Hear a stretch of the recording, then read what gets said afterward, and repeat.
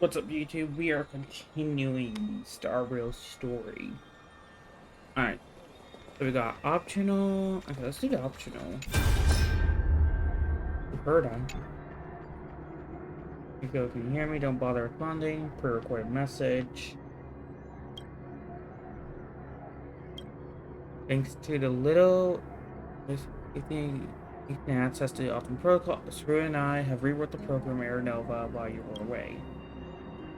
Guess that you don't have much time to listen. All those companions right now, so let me break it down in simple terms.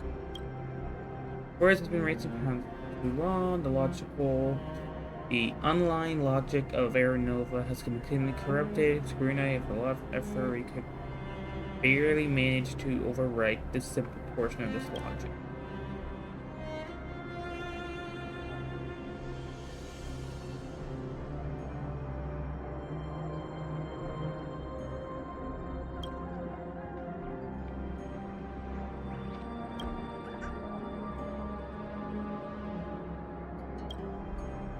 Alright.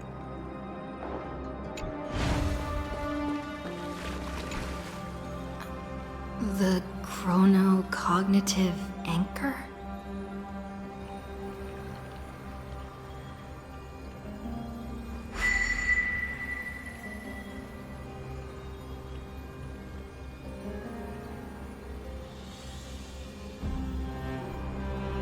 There's so much I wanted to say for our reunion.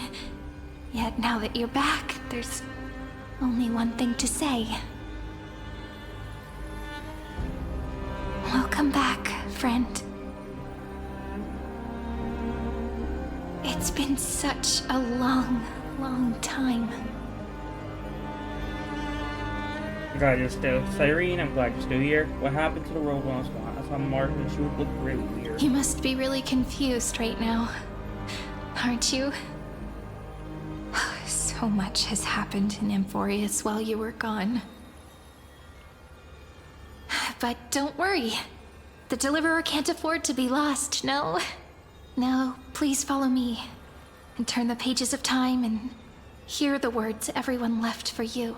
I'll tell you the story of this 1,000-year journey. That way, it won't just be my memories alone. Cyrene can't hear me? Man, wait. So it's been 1,000 years, man.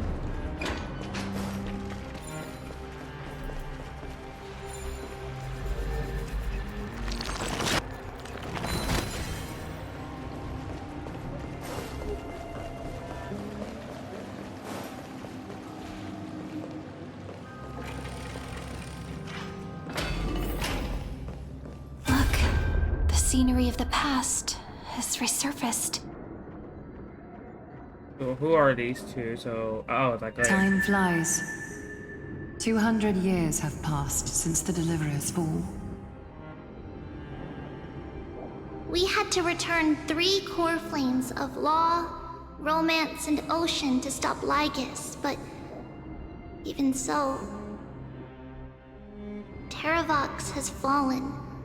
The 2 geniuses vanished without a trace, and CERYDRA embraced her fate. At this rate... It's not looking good. Era Nova will come, and Amphorius will fall into the destruction. My god, this is terrible. Bro, it's only on for 1,000 years. It seems the key to rewriting the end once again lies in the core flame of world-bearing. According to the instructions left behind by those 2 geniuses, we must get it into the Deliverer's hands, no matter the cost.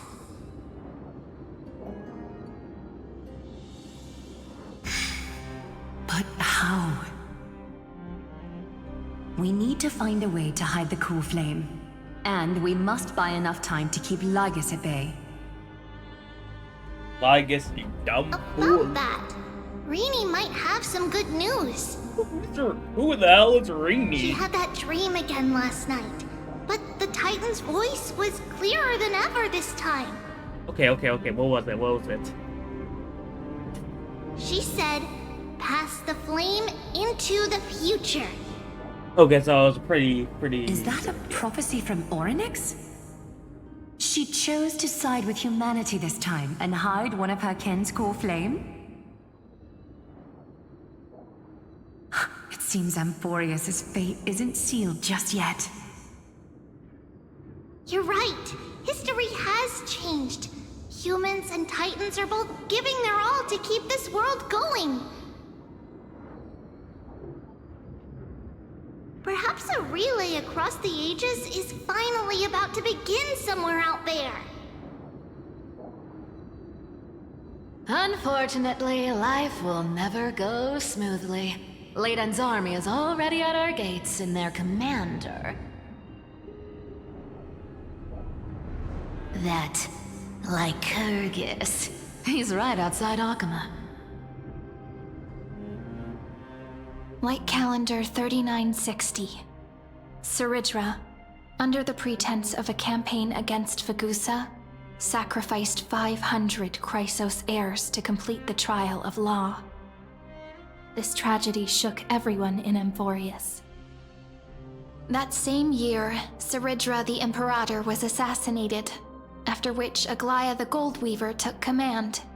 Thus began humanity's second flame chase journey, a path hanging by a thread.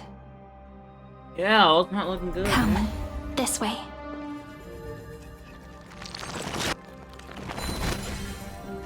Maybe I can just clean up the place when I'm here.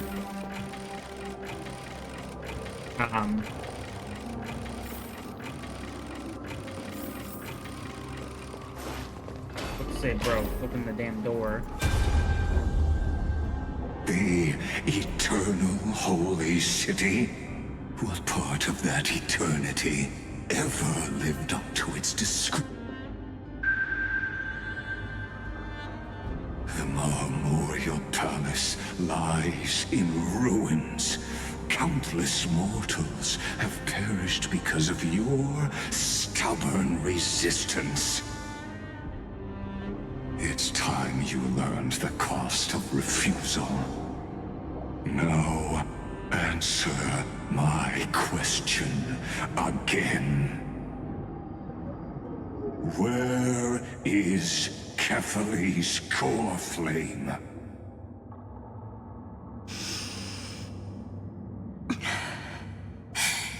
You really think you'll find it by razing the holy city to the ground? From what I see, all you'll get is dust and disappointment. Don't forget, you can't kill the Chrysos as mentioned in the prophecy because of law. I have never denied that. Which is why I now place my hope in the faithful citizens of Akama. Perhaps they'll give me what I seek in the echo of your screams.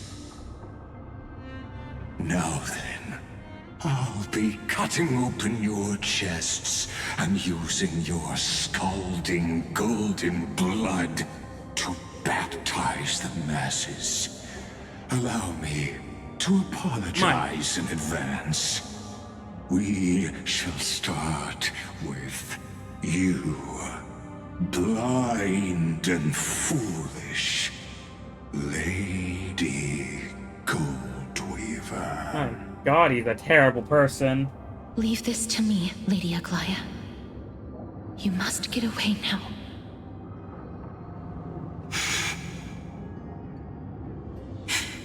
No, Holy Maiden. I'm the one who must stay. What? His conspiracy won't succeed.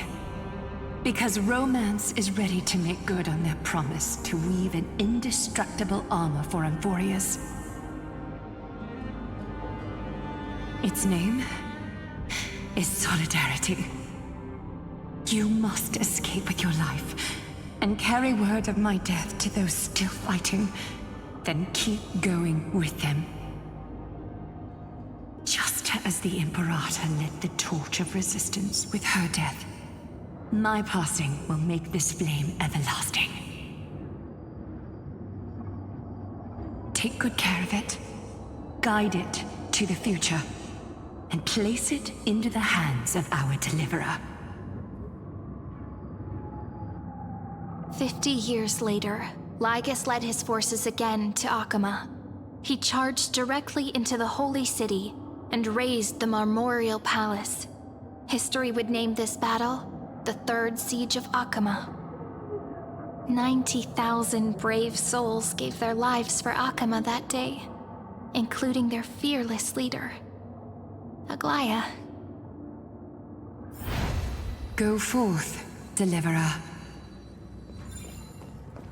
Okay, let me just clean the city up a little bit. You know, frankly, it's already, kind of dead.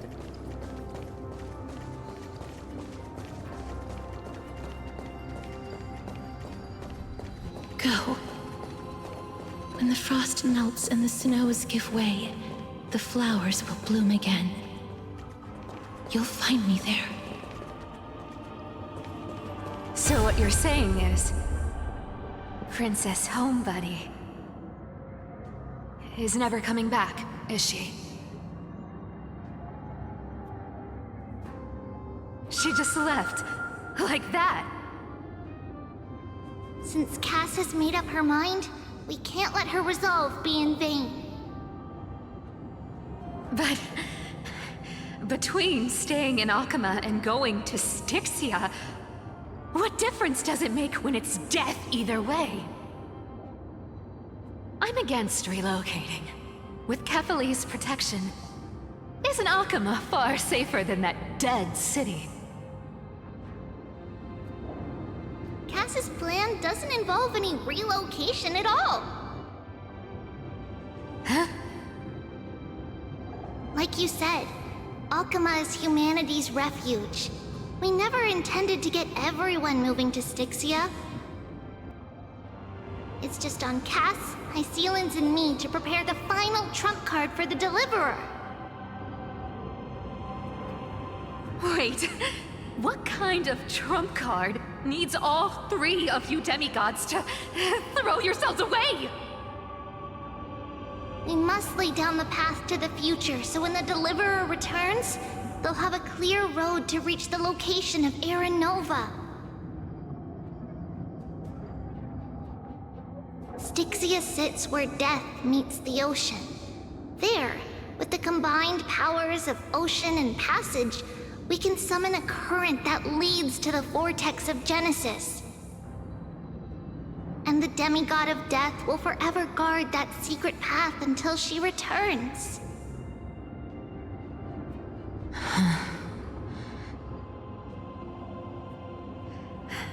We all know Lygus will set his sights on the vortex of Genesis. That's exactly why we have to do this.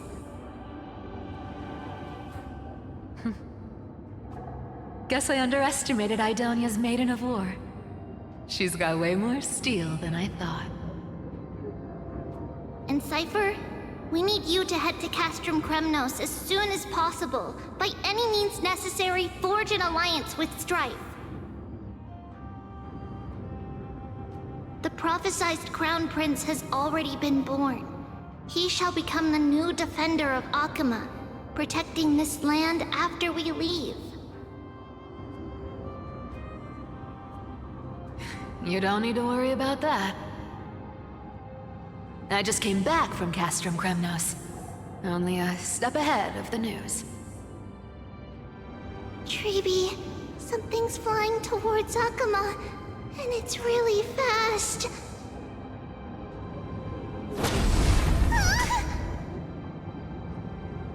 What is it? It's a spear! It's the Kremnoans. Their king's already here. Let's go! With the protection of the demigods Trebios and Cyphera, Akama endured wave after wave of warfare, though just barely.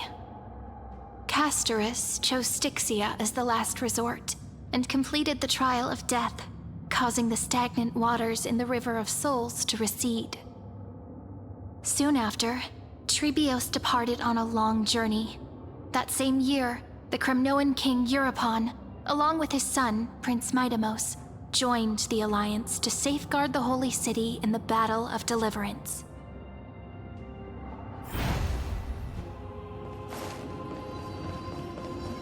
Go on, and see you tomorrow.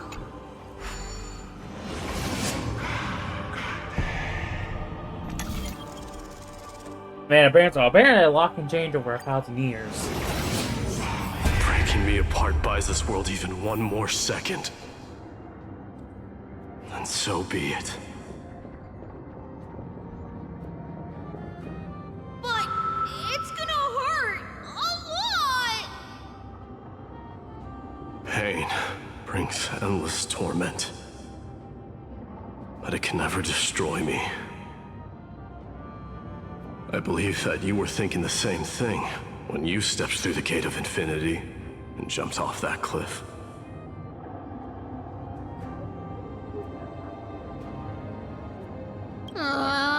Can't argue with that. In the current situation, this is the only path Akuma has left. Just do as I say. Split my soul into 5 pieces. Forge me an immortal vessel. Let the blade of strife hang forever overhead. Locked in battle with their enemies to the world's bitter end.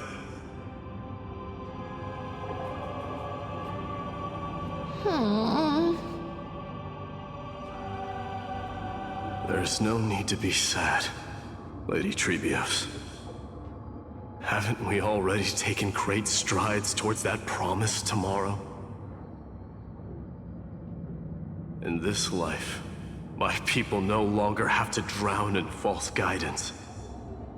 Kremnos has washed the blood off its fate.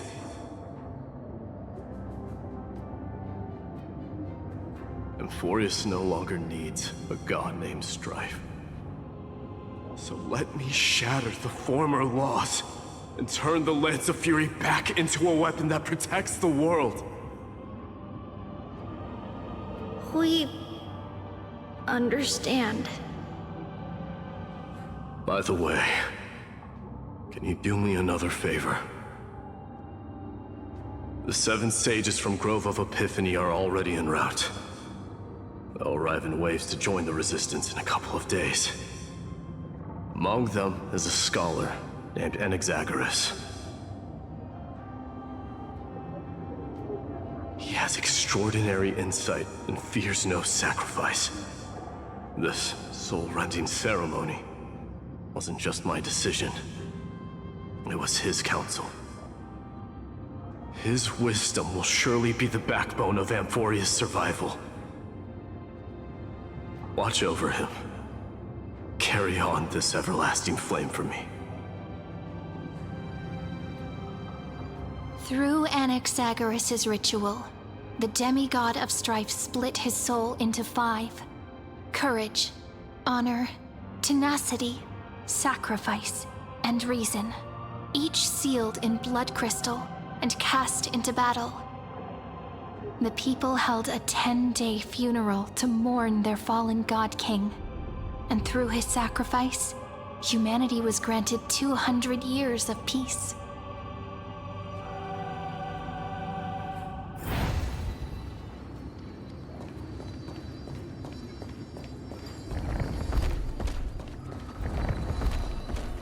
Keep moving forward. My blood will pave the road ahead for you. Keep moving forward, little Gray. See you tomorrow. My wise is really sad now. That seamstress wasn't wrong when she said a lie needs more lies to keep it together. Reason and trickery. Never thought we'd be the pair to finish this final setup. Can't catch that Tin Man without your little slides. Besides, this is our last shot. Not the time to be picky, right? Not really. Not Don't really. oversimplify it. Lygus just found out Akima's been an empty shell for the past 50 years. He's bound to be furious. At this rate, he could have done anything. That's exactly what we want. Rage blinds even the brightest minds. Doesn't matter how much of a genius he is, the principle still holds. Once he storms into the council and confronts me head on. You trigger your alchemy with a boom and turn him into a caged beast. Easier said than done. You still have to pass yourself off as the deliverer without anyone catching on.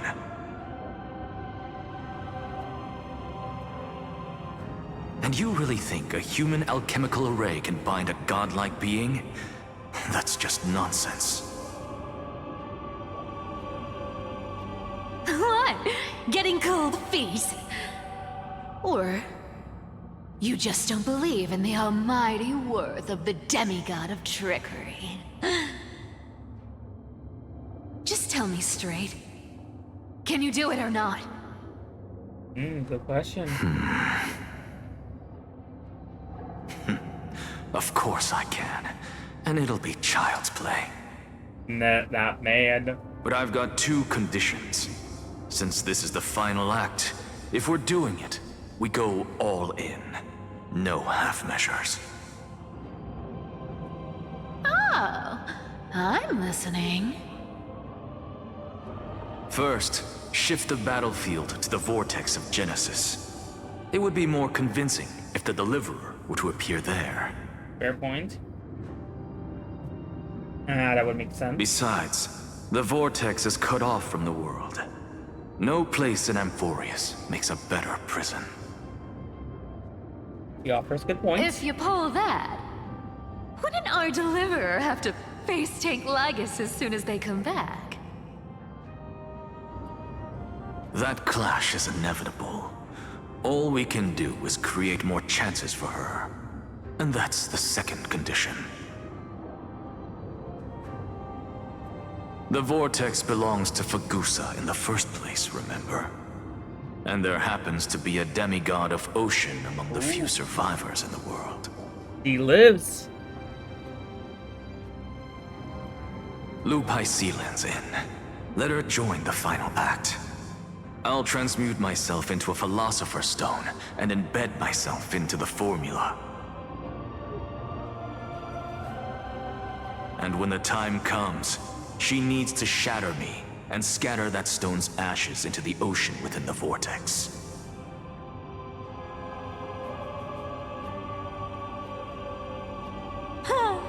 I guess people weren't wrong when they said you're insane, Grove Boy.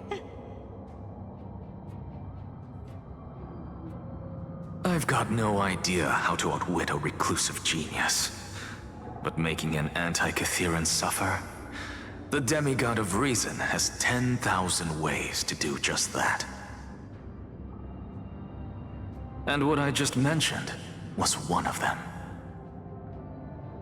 So what exactly does your formula do? I had to wonder. Now that would spoil the climax, wouldn't it? No, that By was... now, Hyacinth must have completed the Sky People's ritual.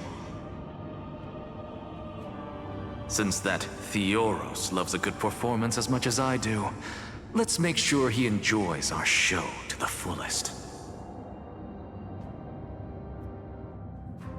As for how the Deliverer will complete the Era Nova, well, that will no longer be our concern.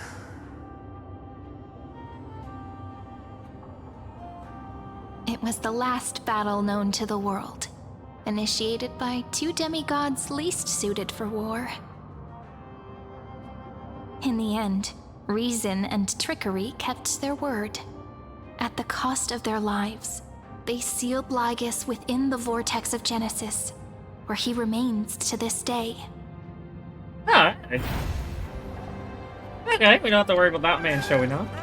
Go forth. Finish the greatness left undone. Quit overthinking! Just run! Keep running. That'll be enough. Irie, it's dead quiet here. Oh. Oh, they're Hyacinth. Akuma will stand eternal. Miss Cypher's lie has crumbled after all.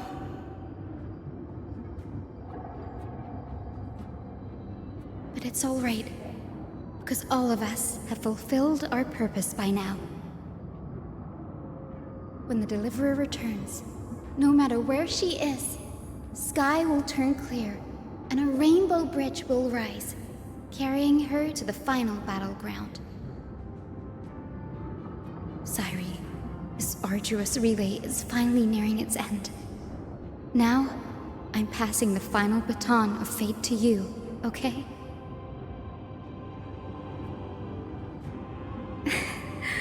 No, that's not quite right. After all, it was you and her who lit the first spark of this journey, wasn't it?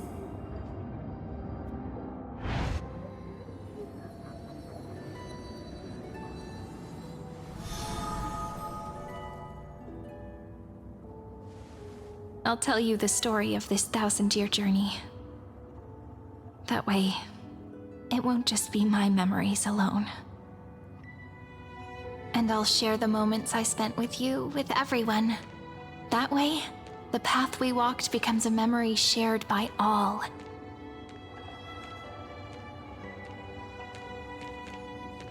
People will know that there's nothing left to chase. Amphorius has already welcomed the dawn foretold in prophecy.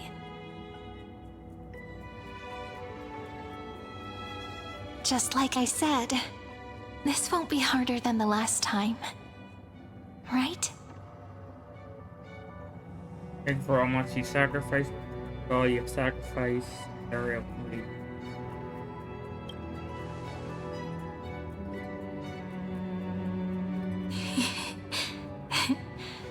I wonder what kind of expression you're wearing right now. Probably the same as always. Calm, resolute, and brimming with confidence. If I have the chance, I'd love to see it again. Because it's really been far too long since we parted. All a memory?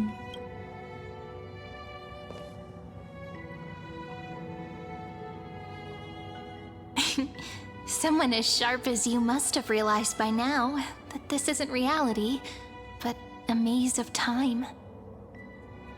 As the last link in the relay, I will return to the Temple of the Three Fates, tell Orynyx all of our stories, and bottle every page we've written into the little flask of memories.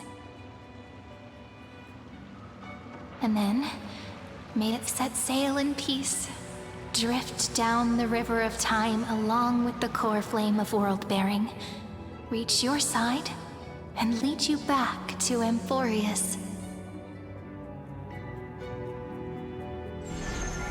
Just like the first time we met, right?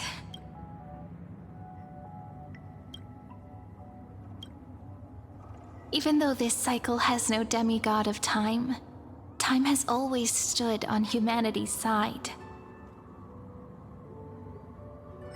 This is the only way to make sure that the Era Nova won't happen before you return. And the only way I can safely entrust the completed final flame chase journey to the Deliverer's heart.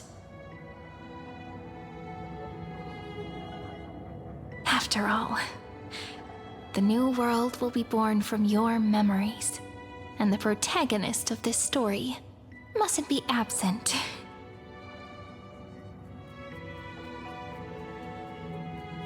As promised, I'm back. I'll take I will take all of you to the new world. I believe you will never let us down. Just like always. Do you remember when Finan sent us back to the beginning? When you and I got separated? But in the end, I returned to you, carrying all that we've been through. That's what memory is. It may wear down and fade in the river of time, but it never truly leaves. When that hidden corner of the heart is stirred, the past returns even more beautiful than before. So don't worry. Let the 33,550,337th Flame Chase journey become part of you too. I've gotten a lot better at it with the experience from the last time. Next, you will head to Styxia and find the Vortex's entrance guarded by the demigod of ocean before charging toward the final battlefield.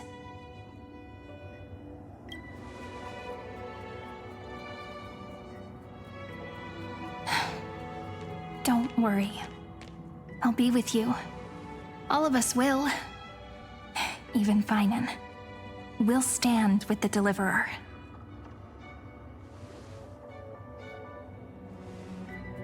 So say a short goodbye, then set off, just like we promised at the start.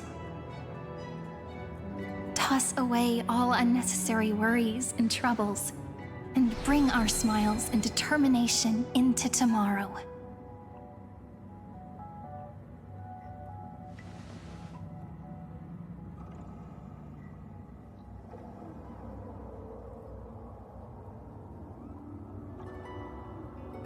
The last baton. I wonder how long you'll have to wait before passing it on to her. No matter how long it takes, it's okay. Waiting is what I do best. After all, it took 33 million cycles for her to arrive in our world. What's a few moments more? Cyree, what if you wait and wait, but that hero never arrives? That won't happen. Because I know that no matter how long it takes, she'll definitely return to this place. We can't let her down.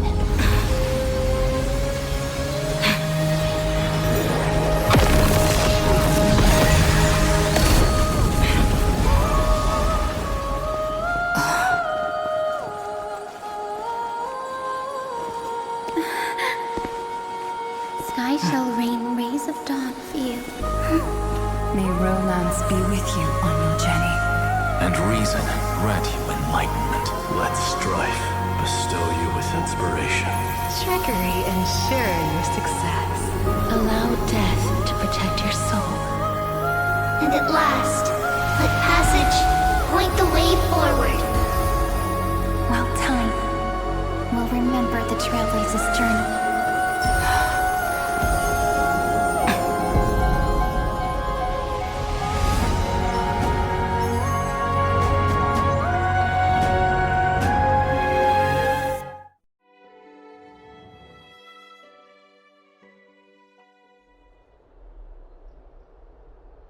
Is this Styxia? What happened to this place? I need to find the entrance of the vortex, guarded by the demigod of ocean. HYSILENS. Is she still there? Long time no see, Trailblazer. I'm gonna kill this man. Generation after generation of Chrysos heir heroes have tried to defy fate with their blood and tears, either voluntarily shattering their souls or waiting in eternal solitude. But alas, fate can never be defeated.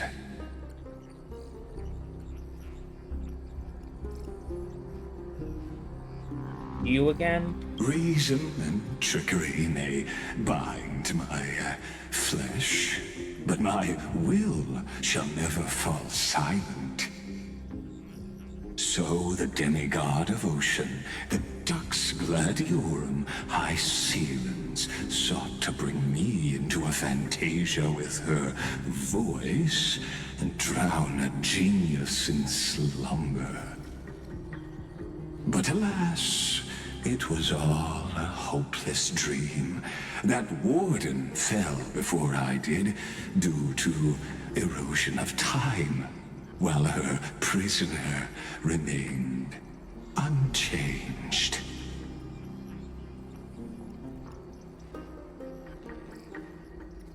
And yet you are bound to this place, but yet you have yet to taste freedom. True. I can't leave this place, but what of it? You should have heard of this fable. In a shadowed cave lived a people, imprisoned from childhood, and chained so that their legs and necks are fixed, forcing them not to look around at the cave, each other, or themselves.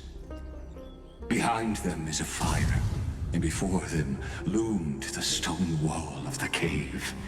The flames cast shadows, while the rocky surface threw back echoes. To them, that false play is the whole world. Yes, I'm trapped in the cave, but I know it's all just a fleeting illusion. I don't struggle in dreams. I wait. And now, my deliverer has come to defeat me and save this world that never owed you anything. Oh, you'll need to awaken the singer here and unseal the prison called Vortex of Genesis. You'll be the one to unshackle me and bring the cave crashing down. Of course, I don't mind waiting a little longer. Let me guide you through this next illusion. One last memory from that prison warden. I hope you'll watch the stories of this fantasia closely. Logically, the deliverer must see the world for what it truly is.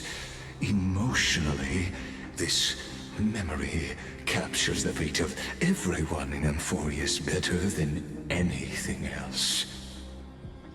Only by feeling it for yourself can you understand my point of view.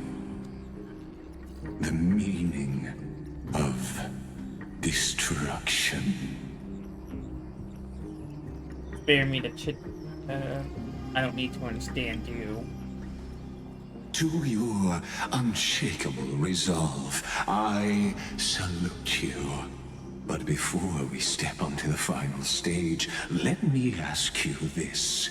In the spirit of that fable I told you just now, can the prisoners in the cave learn to see the shadows and echoes for what they are, and stop mistaking them for reality?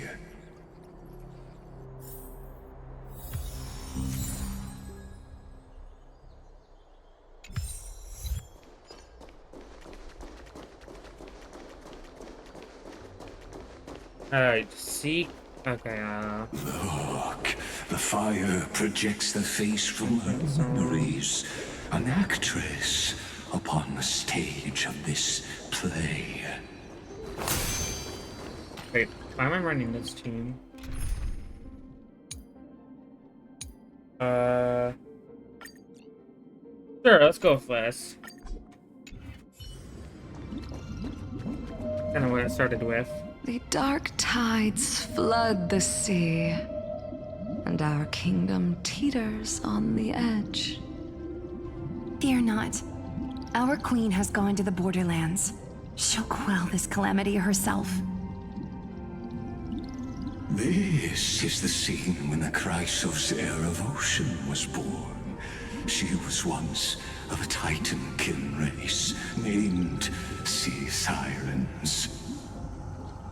At that time, Kozlana had suppressed the Black Tide's rise. eyes, but he was unable to remove Iron Tomb from its roots. The black tide still roiled in the depths of the world, and the kingdom of sea sirens was the first to face the destruction head on. Listen, I heard Electra's voice. She's calling to us. Let's go. Her voice carries the Queen's command.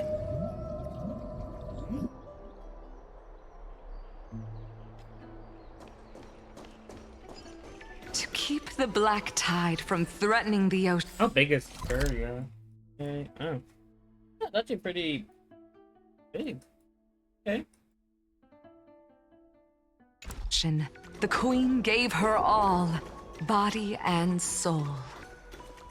Born of the Queen's chalice, she bore the deepest blessings and inherited supreme divine power. I'm just looking around here and wow, it's really nice. There's that. Oh. Oh, there? My sisters! You're finally here! Of course, Electra. Your beautiful melody drew us here.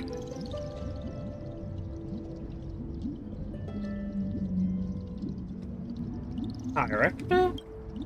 Her true name is Electra. This is a reflection of her former self, clinging to the past with aching defiance. The Queen summons us. She must be near exhaustion. The black tide will soon enter our borders. Then what do we do? Will our seas fall to darkness and terror as well? Don't worry. We shall lift the chalice in her stead to catch the black tide, and stand together to safeguard our realm and its people. Such tiny titankins, thinking they can stop the tide of truth. How naive. And that naivete is the root of all suffering. Okay, there's a coin here. Yeah, good. Where do I have to go? Oh, down there. The Queen's palace lies just ahead. Even her once graceful form is now tainted and drowned in dirty mire.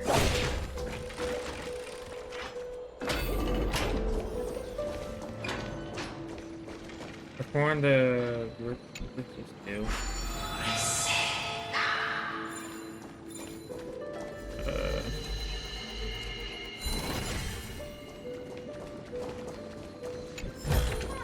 What did I just Don't do? forget to let your friends in on the action.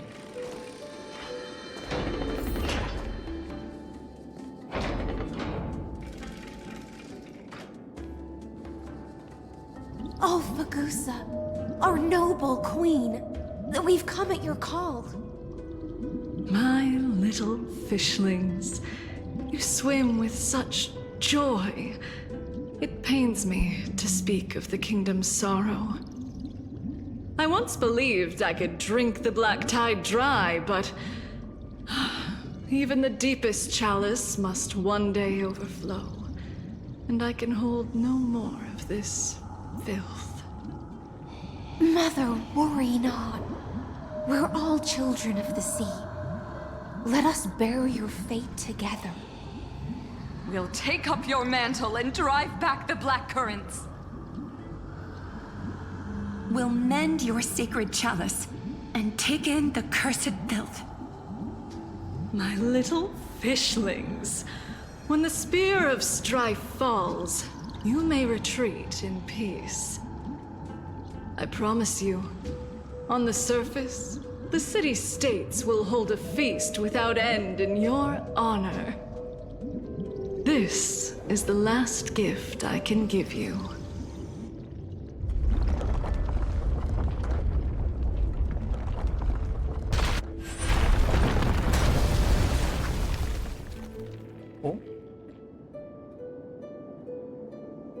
Ragusa sank into the abyss. With the chalice shattered, their intoxication spilled into the black tide, birthing the first madness in Amphorius.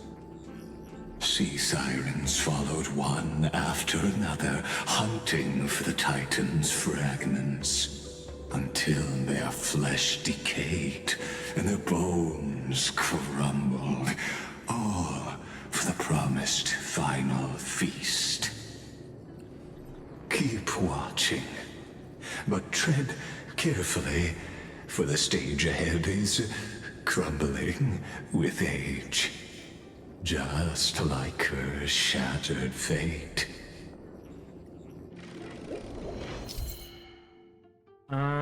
Yeah, okay.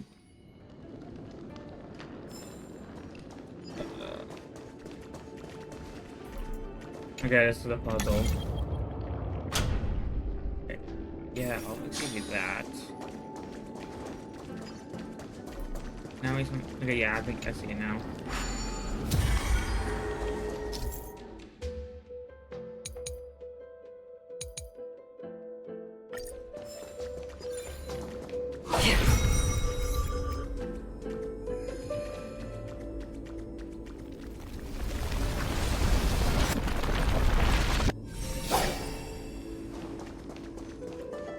Your wisdom far surpasses even the bounds of reason's model. To be honest, I don't know what I did there.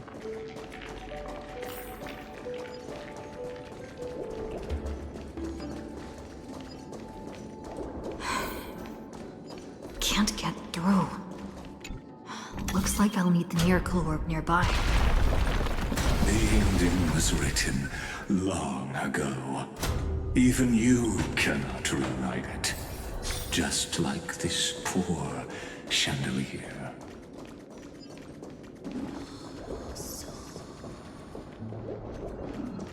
Ooh, a chest.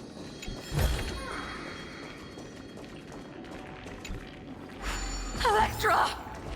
The fiends have gnawed my tail. I can no longer swim to the far seas. Electra! The black sludge has soaked my fins! I can't dance with you anymore! Sisters, don't give up. Remember the Queen's promise of a feast in the city called Styxia. I haven't forgotten. It visits me in dreams every night. I dreamed of a shining city, its lights piercing the deep gloom of the seabed. I dreamed of children placing garlands on our bone horns, and poets praising the sea sirens for shielding the world. But what a shame. We can go no further. Please, sing to the humans for us. Sing of the deep sea's legend in our place. Feast. Song. Electra.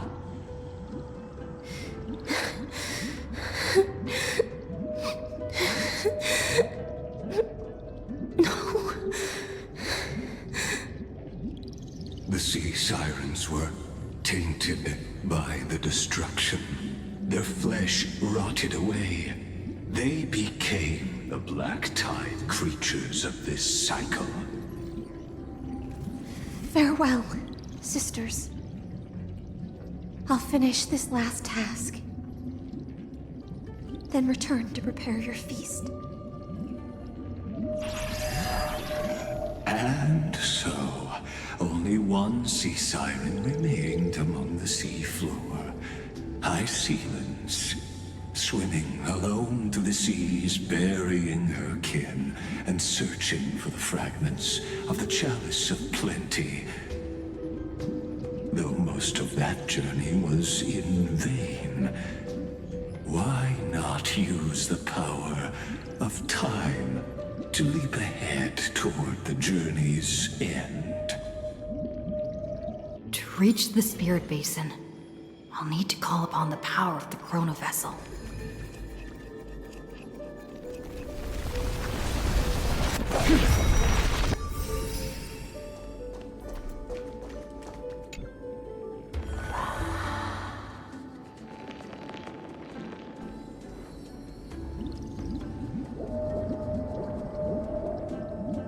At last, the Chalice of Plenty is whole again.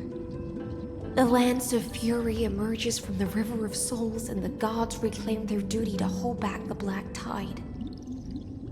I am freed from endless toil, and now walk toward the rites at Styxia.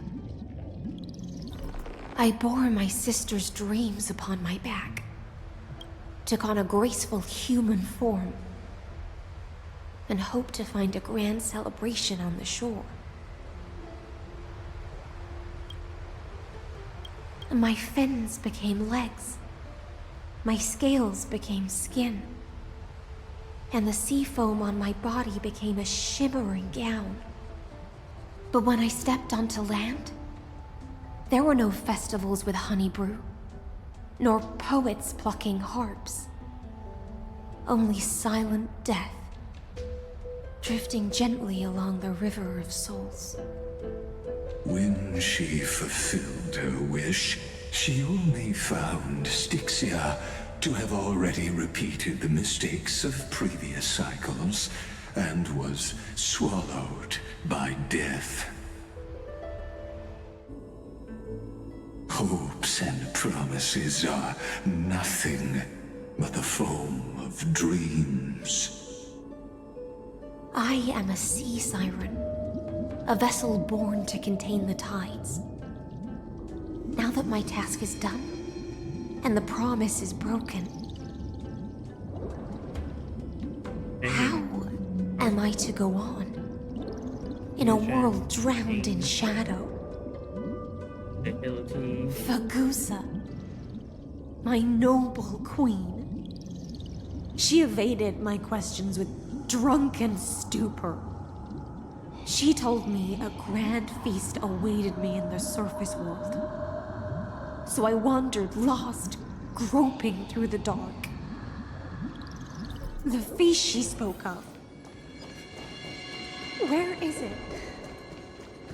Lonely Blade, I shall grant you everything you seek.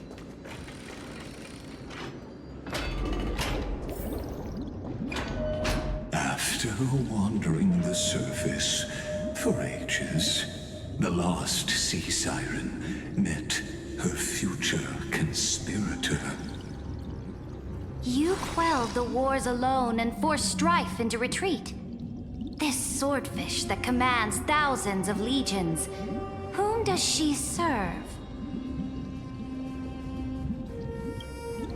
Yes, Ceridra, long before she became the Imperator, was already burning with ambition.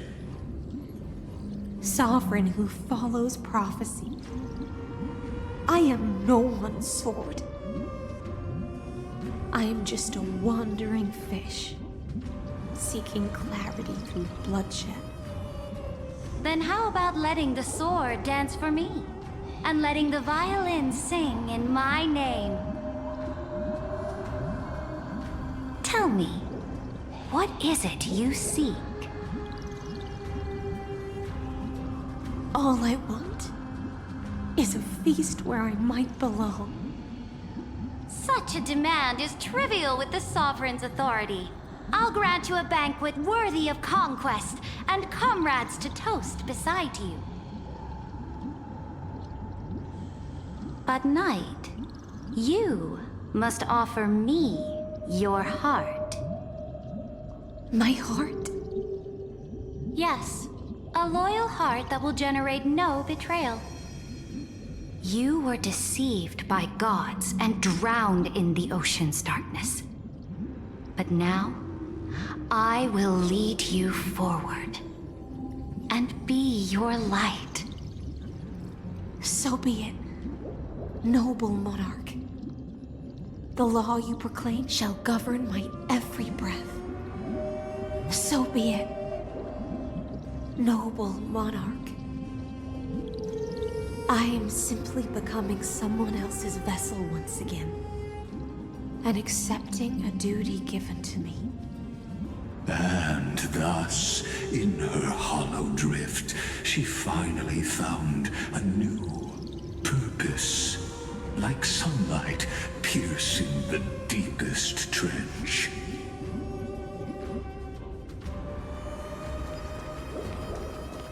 Alright, let's keep going. This place is beautiful. Noble monarch, I've cleansed the foulness from the road as you commanded. My blade, you've helped me ascend and take the crown. Ask, and you shall have your reward. What I desire is the same as before.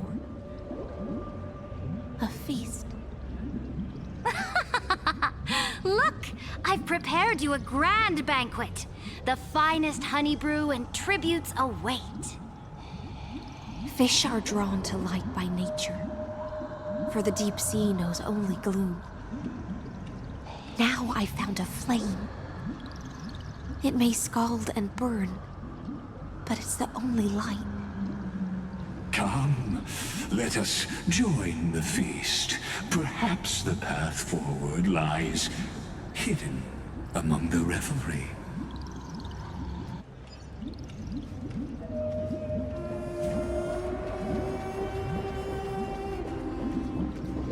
Have you heard that the Imperator's about to begin a new campaign?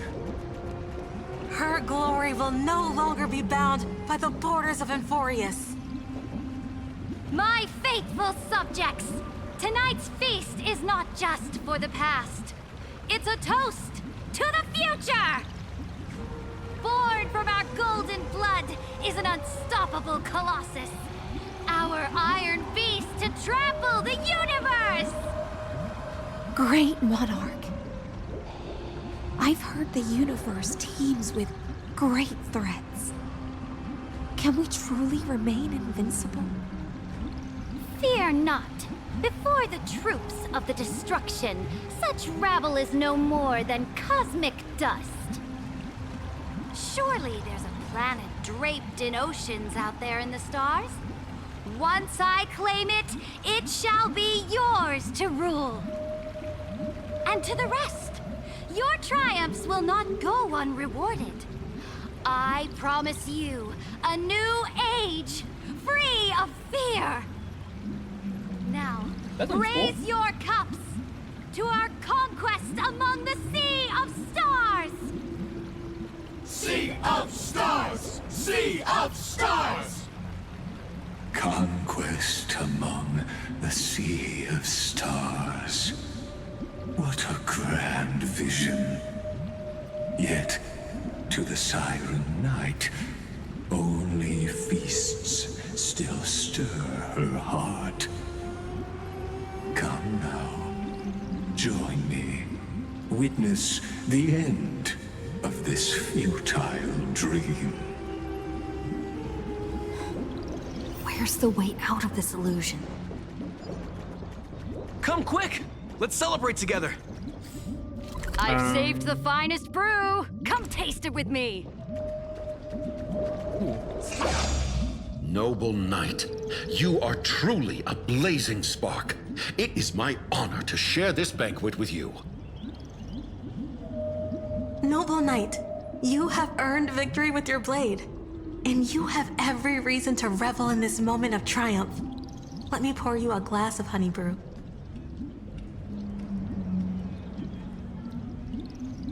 Noble knight, with the sovereign now enthroned, this triumph is yours as much as hers. Let me raise a toast to you.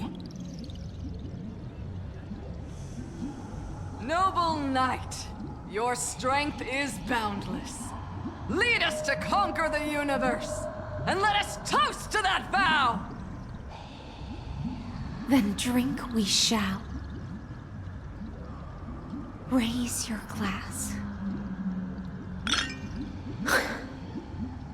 In the deep sea, I never knew what fire was. But when I set foot on land, the first light that I saw was the flames of war, lit with golden blood. It scorched my fins, made me feel pain and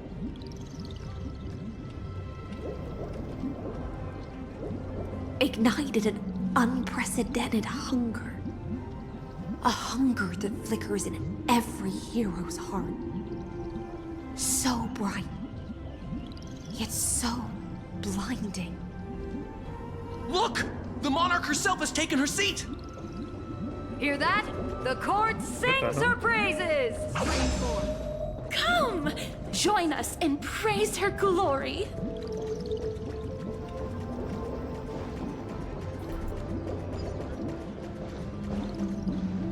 One eye of hers sees glory, the other sees corpses. And yet, she cherishes the name of glory more than fear and death. As they say, the coward died 1,000 times before his end. But the brave face death but once, which gods stand witness. On the eve of war, we sang our hymns and set our sights to sail beyond the stars.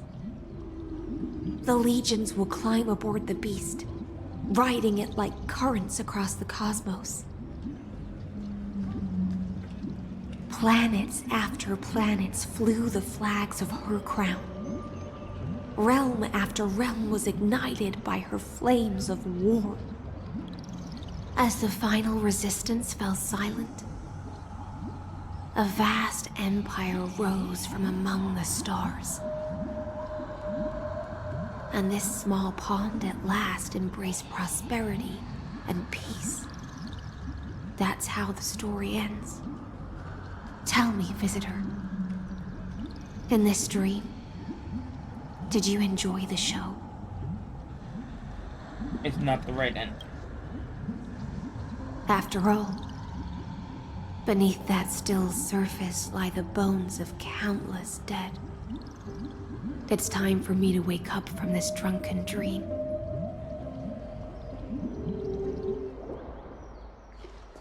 Oh my gosh. So? However, let me fix up this city. I mean, it's a little mess. Look around. This way. All he goes to do whatever. The Imperator is dead! The Imperator is dead! The Imperator is dead! Well?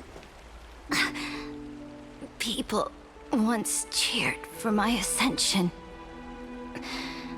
And now, they cheer for my fall. The cosmos. The battlefield. That I cannot reach.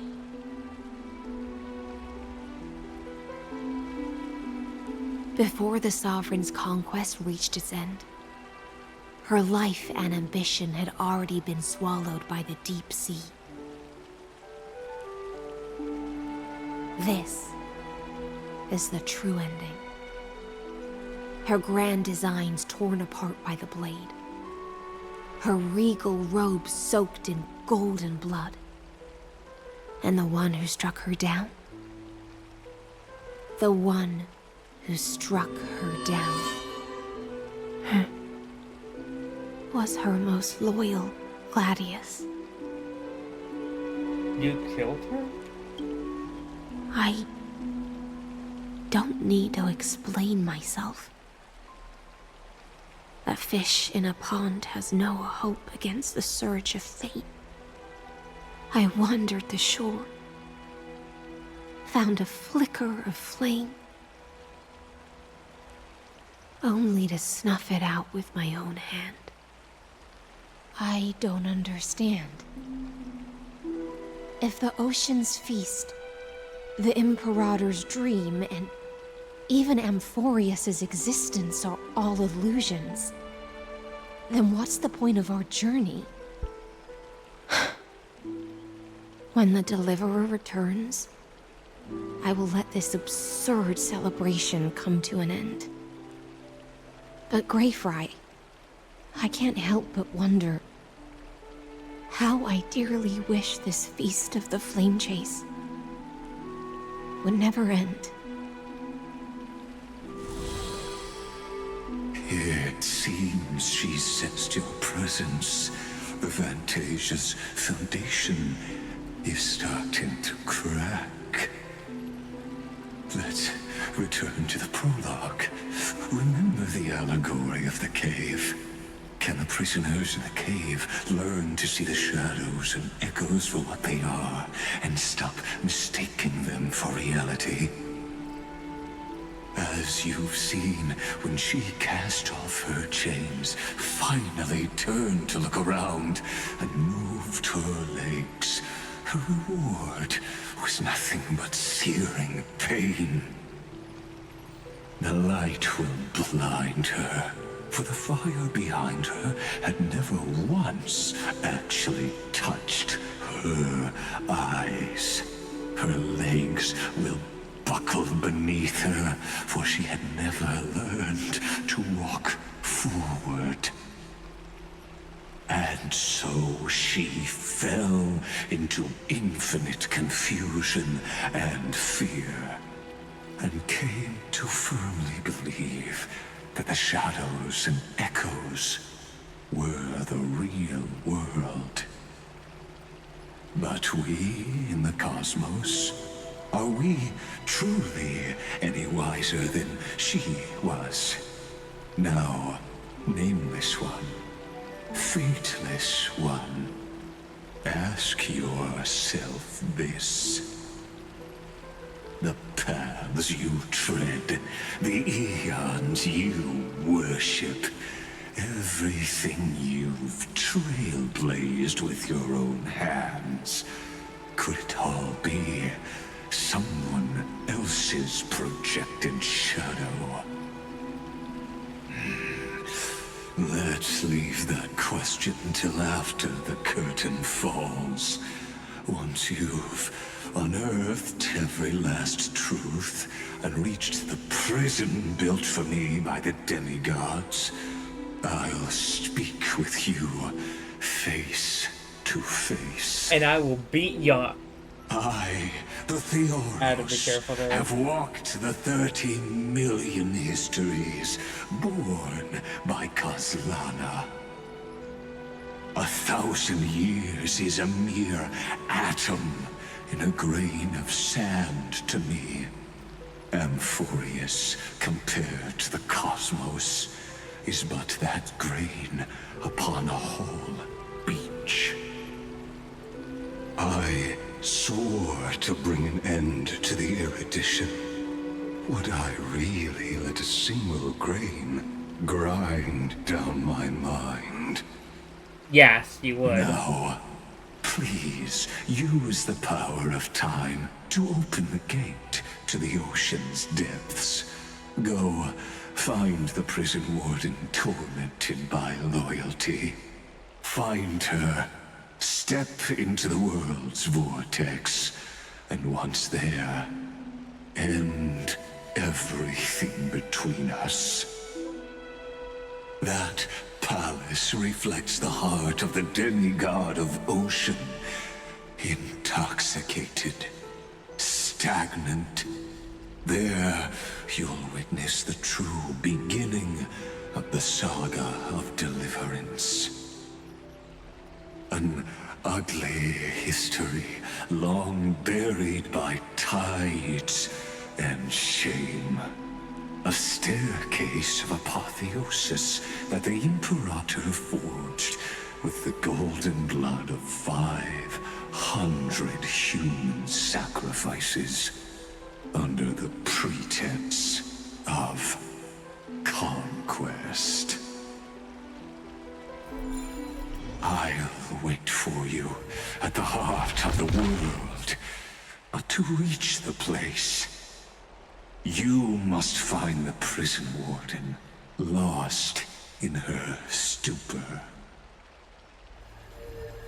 Yeah, it's on the finish it. I'm going down space. Beyond this door lies the path to the vortex of Genesis.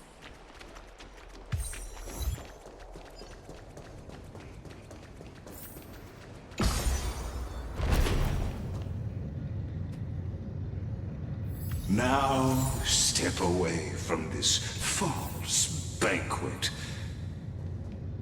And then onto that bloody stage. Oh. There's actually people down here. Oh my god. Are these real people or? The palace that worshipped the ocean. The sanctuary connected to the vortex was also once the battlefield of the first flame chase. What's the slow-mo feature added?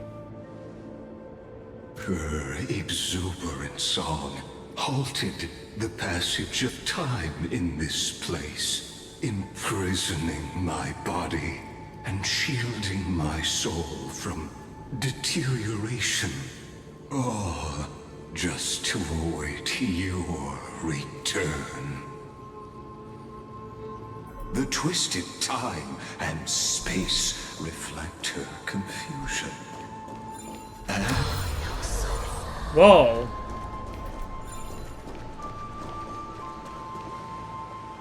Stay away from Apollonius. This cup of honey brew. What a sweet aroma. Run, Virginia. Dux Hakalithist. We can't give up here. Love steeped in death. How delicious. Oh, we're going into battle. sadly, all you see is a remnant of history. And your interference is just another equally futile echo. It too shall fall. It ain't over. Familiar. Oh, damn. Okay, On the still waters of oblivion.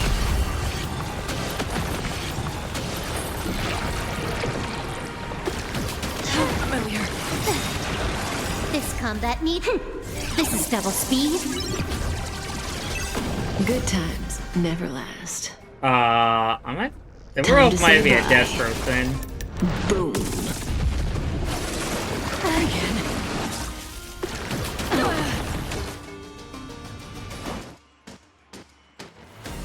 Okay, thanks. Never too good to me. Just for oblivion.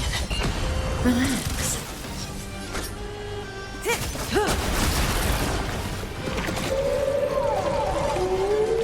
Bro, the what? Life's like a good, my friends. Indulge yourselves! Stand still. I weep for the departed. It too shall fall.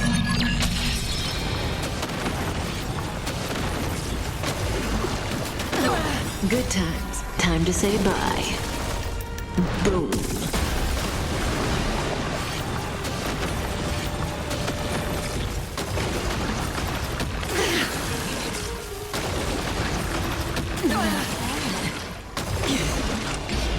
Still waters of die. Yep. Apollonius, look.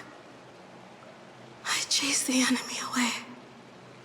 But I think I can't go any further. I'm sorry, Virginia, for letting you. It's okay. I'm glad to die by your side. Ah, such an ironic twist of fate. Even as the foundation of the world crumbles, the heartless Imperator still made the same decision she did in the past 30 million cycles. During the first Flame Chase journey, the Flame Chase Legion stormed Styxia. Tens of thousands of sea sirens surged from the River of Souls, crashing toward the heroes like a tidal wave. The hell before you is the recreation of that very battle. Apollonius, look. I chased the enemy away. Oh, I thought you were talking to me for a minute. But me. Oh. A painful past, yet hidden beneath a veil of joyful song. Ah, two discarded data clusters waiting for someone's return, it seems. Relive the history, then pass through the temple's waters and come to my side.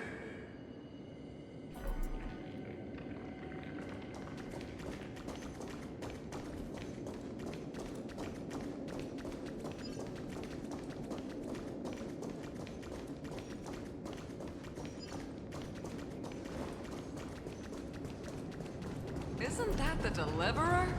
He finally made it! What a wretched way to die. The Flame Chase army, devoured by warbling fish, never saw it coming. Look, the cruel Imperator and her Knight Commander, the pitiful Warden. What a perfectly matched duo of test subjects. Their hands drip with blood. Golden blood.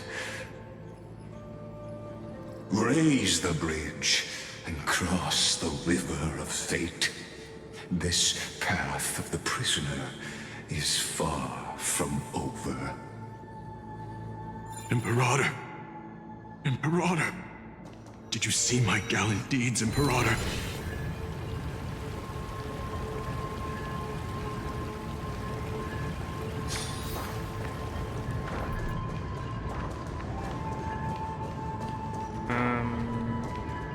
We gotta cross this. A sovereign and the sword at her side. There are countless counterparts across the cosmos. Most of their stories end in tragedy. Imperator, why did you... You're here, Dux Gladiorum. You ordered me to seal the sea route and handle threats from the rear. So why didn't you wait for me to return? Why send the Vanguard ahead and let them die in vain? Die in vain? No, you're wrong. Their golden blood won't be spilled for nothing. The other dukes have paved the road for me to become the god of law. The trial of law? You never spoke of this to anyone. What is... The one who wishes to bear law must purge this world of its curse, and offer the blood of the accursed as sacrifice. I pondered long on what Talantin meant by blood of the accursed. Then, I found the answer. You, I, and every Chrysos heir summoned by the prophecy are the accursed ones. Just like that arrogant Theoros said, our golden blood is the agent of destruction, the antithesis of the world's fate. Dux Frigoris, Dux Brumalis, Dux Helcalethist. Their fate was sealed at that moment. Dying on a glorious campaign was the final gift I could give them. You speak as if they didn't die because of your cold-blooded schemes. Was their loyalty meaningless to you?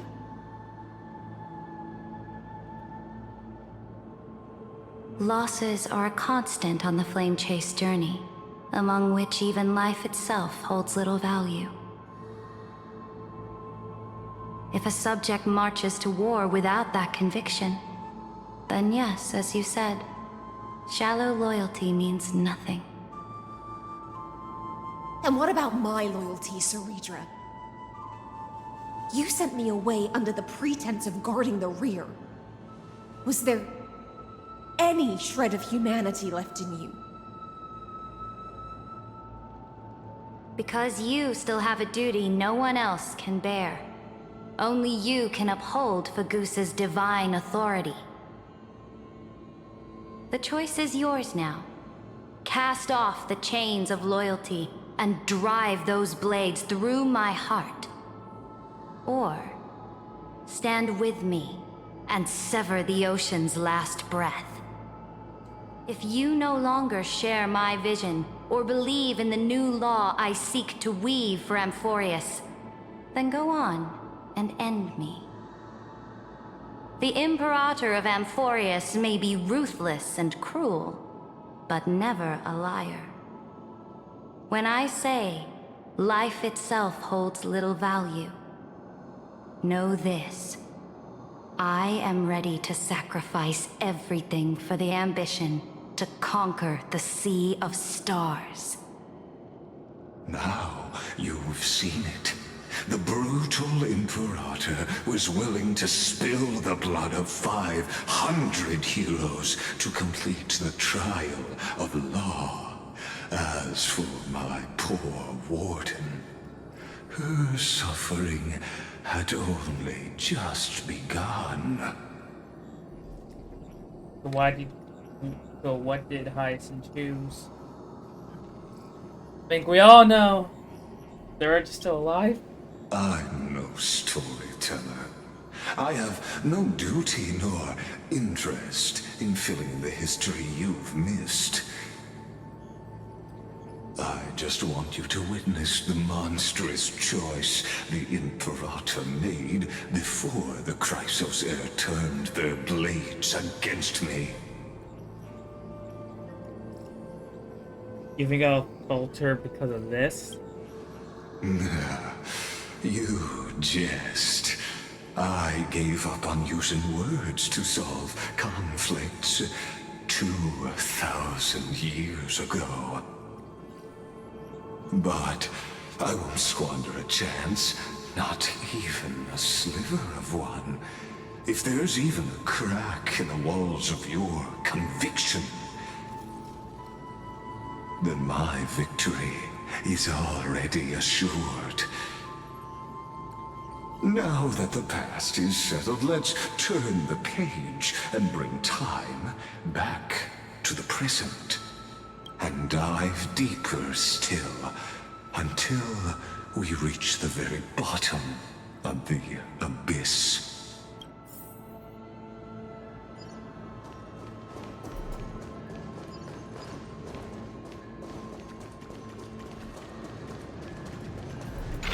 Is the path ahead underwater?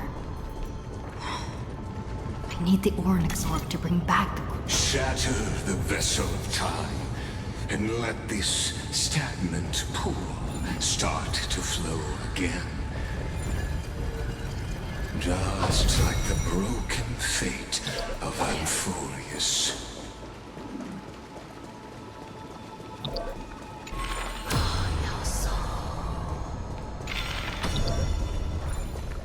This hidden gate leads to the vortex. Hurry now. The time of our reunion draws near, Deliverer.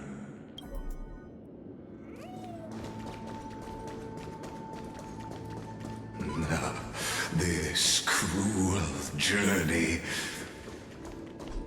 will reach its end at long last.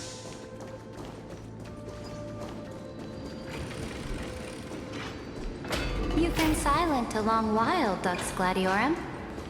Starting to doubt your decision? Save your breath.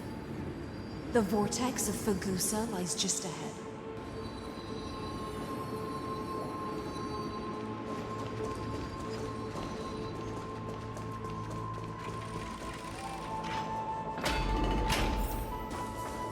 After the trial, there's nothing left between us.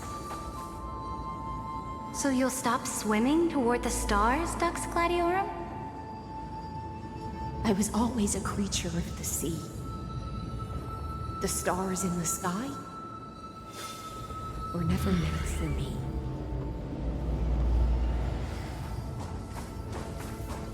I'm assuming she didn't kill her. Let her do the trial. Seek, and you will find. No. Look, a gravestone. It was here that the prisoner, who thinks herself the prison warden, made her choice. Witness, listen, and awaken. Dux Gladiorum. I've lost count of how many times you've stood here over the past centuries. You talk too much for a prisoner like Kyrgyz. Two geniuses who defied law and all the Chrysospheres who sacrificed themselves in this cycle worked together to chip away my strength. But you, can never affect my will. And as long as my will remains intact, I am free. Don't get ahead of yourself. I still have ways to chain your divine soul. Please, do surprise me. But I'd say your mission is nearly done here, isn't it? Oh, it was here you gorged out the core flame of ocean from Fagusa's body. It was here you and that Imperator both completed apotheosis, becoming pillars of Amphorius. And after that, you drove your blade into her heart, a loyal subject turned regicide, a demigod committing deicide. Or so the history books paint that tragedy. I guess I was wrong. Oh, but if that's the truth, then why, after 1,000 years, are you still here, guarding the Imperator's grave? Still bound by loyalty?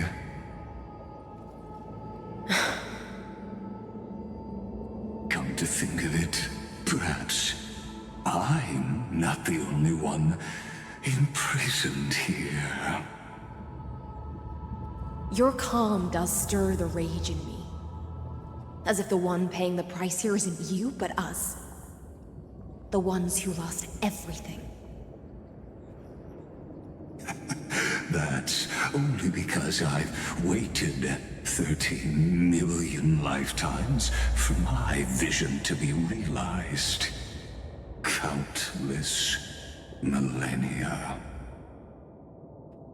Loneliness never once showed me its fatal side. In fact, for a prisoner of the cave, it's more like an old friend. One that helps me think. But you're different, Dux Gladiorum. Loneliness has crept from the silent depths, sinking its claws into your mind. Bit by bit, it's peeling you apart. Will you regress into one of those lost mad sirens? Oh, what a shame that would be. You're right, Lycurgus. Loyalty, curse, the fall of my kin, and this endless waiting. These shackles are too heavy for a fish that cannot perceive any light. I can't break free of the whirlpool that's pulling me under. Nor do I have the unwavering resolve to force myself to wait for that person's return, as everyone hoped for.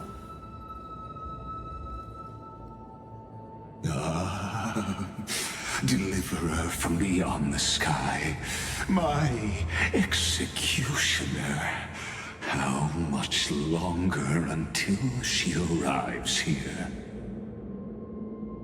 Or will she ever return? I don't know. And I doubt anyone does.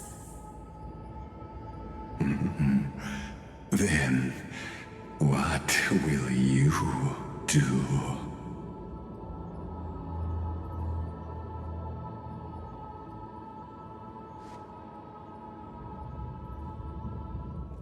Cerydra.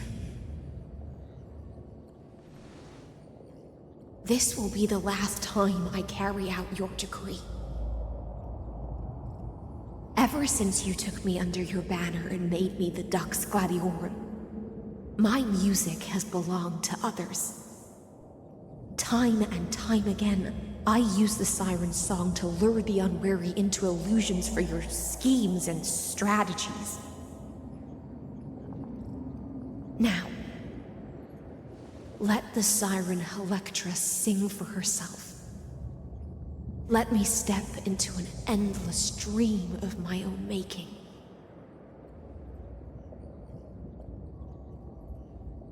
Oh, great ocean.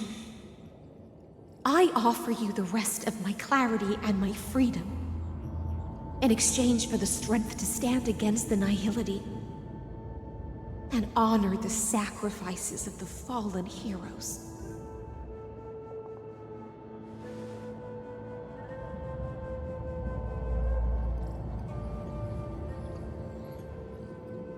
Greyfry, deliverer from beyond the sky.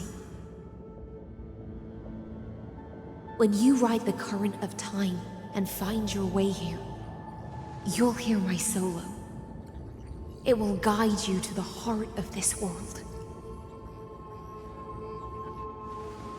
By then, I may still be lost in my self-wrought slumber, but I'll uphold my part of this long relay and guard the shackles that seal the Theoros. Do you still remember? To awaken someone from a siren's voice, you'll need...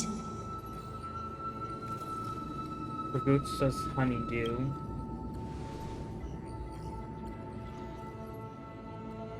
The gift I once gave you? May you still have it when the time comes.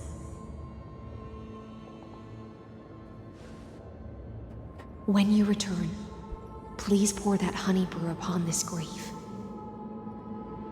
It holds the story of all our struggles and sacrifices.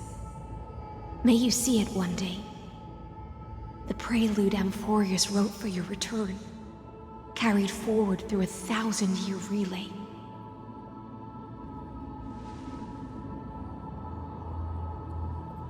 When your mourning ends, I'll likely wake from my dream as well.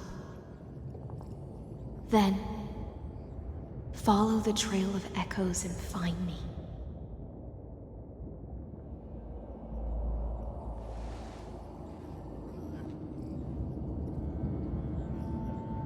And together, we'll bring judgment upon the sinner who defiled the erudition.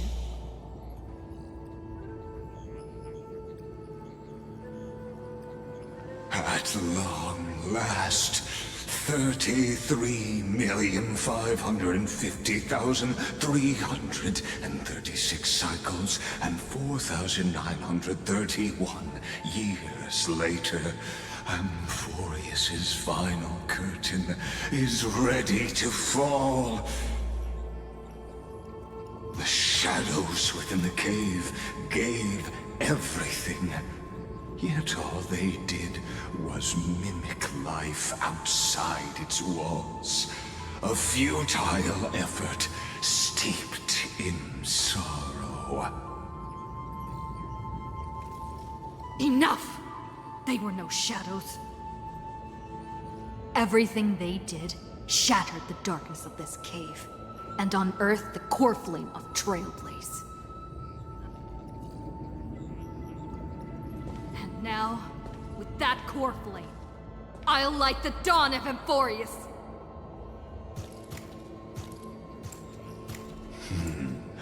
Do you still choose the will of the paths as your answer in the end? I do not agree with that answer, but I respect your tribute to them. Allow me to take back my earlier words. As an apology, and in the name of Theoros, who saw all destinies in this world, let me join you in mourning. Let us bid farewell to the heroes who sleep here. And then, let us face each other and decide whose flame will rise with this new dawn.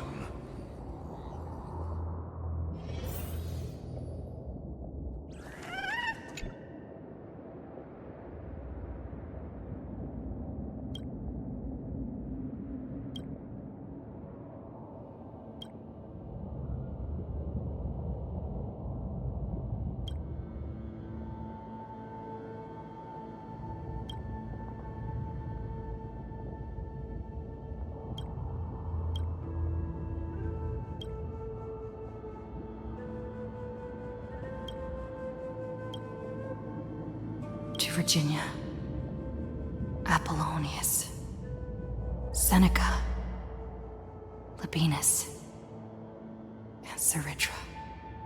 Through a brutal sacrifice, they lit the stars of law in this world, propelling Amphorius's fate forward. In the shimmering mirage of illusion, they entrusted their dreams to ride among the stars, to the hero yet to come.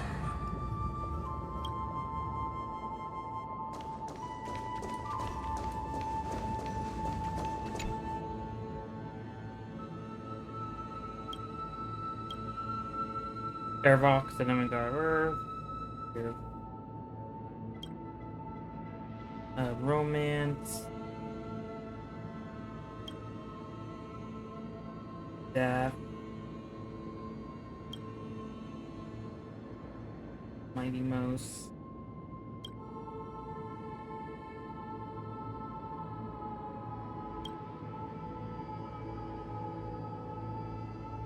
Typhera. Zagreus.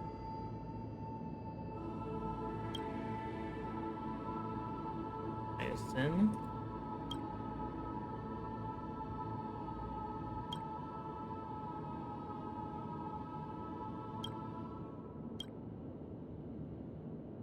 To Aglaya, Trebios, Midimos, Castris, Anaxagoras, Cyphera, Hyacinthia.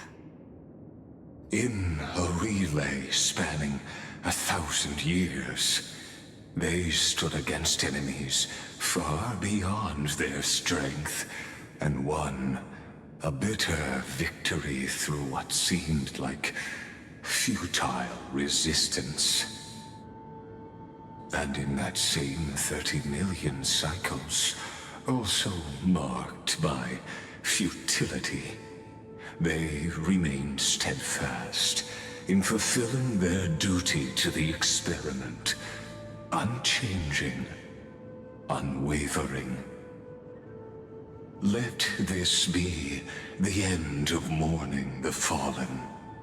At last, allow me one final toast to the lost prison warden, a prisoner bound by loyalty.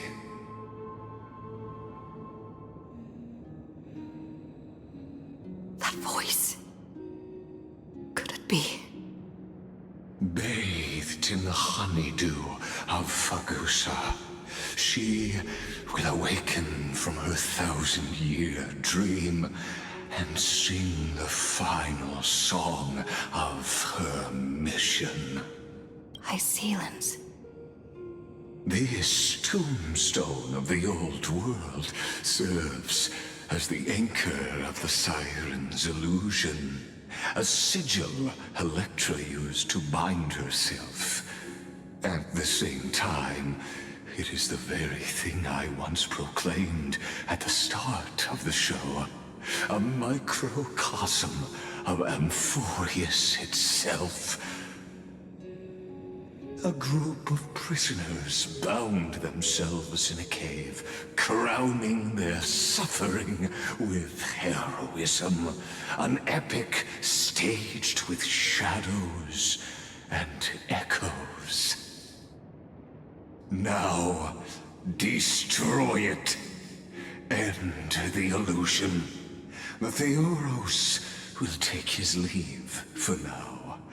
And when next we meet, that shall be the moment that decides the fate of Amphorius and the entire cosmos. The prison warden's dream is nearly over, and the prisoner will soon be freed to the final execution ground, where I shall be executed. Yeah, I wasn't gonna let that man talk. This world and I shall halt here. Until we meet again.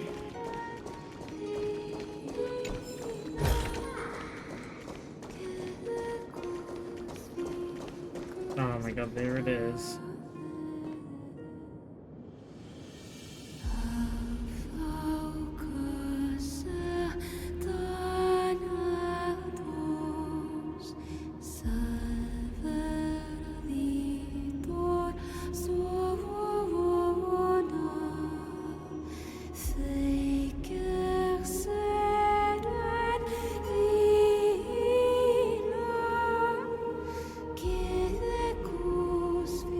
Last demigod. I'm here.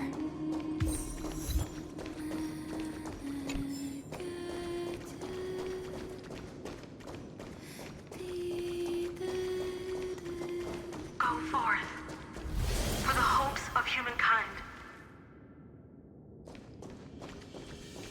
Go forth for the duty of deliverance. Go forth for the belief in flame chase. Man. Go forth for the Golden Blood's glory.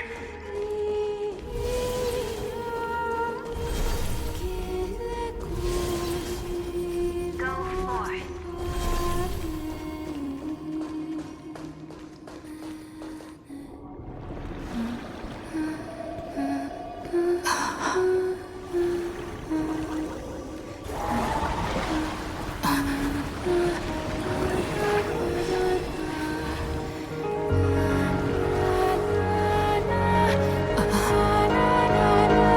Seems like my feast is over. It's now your turn to perform.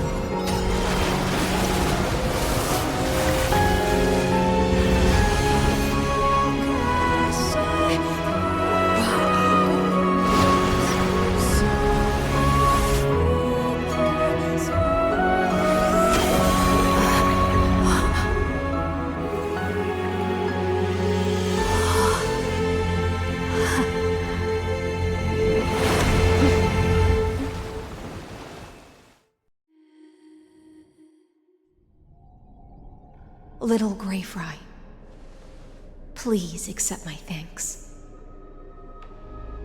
I was the only one left after the world was destroyed, and I maintained this lonesome feast with my songs. I have prayed to that lightless sea for centuries, hoping it would reply to me. Yet the emptiness never answered. Thankfully, you arrived as promised, and everyone's wait was not in vain.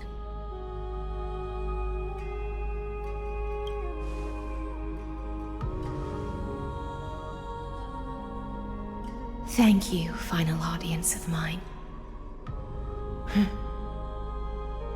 This is probably the last praise I'll ever hear in my life.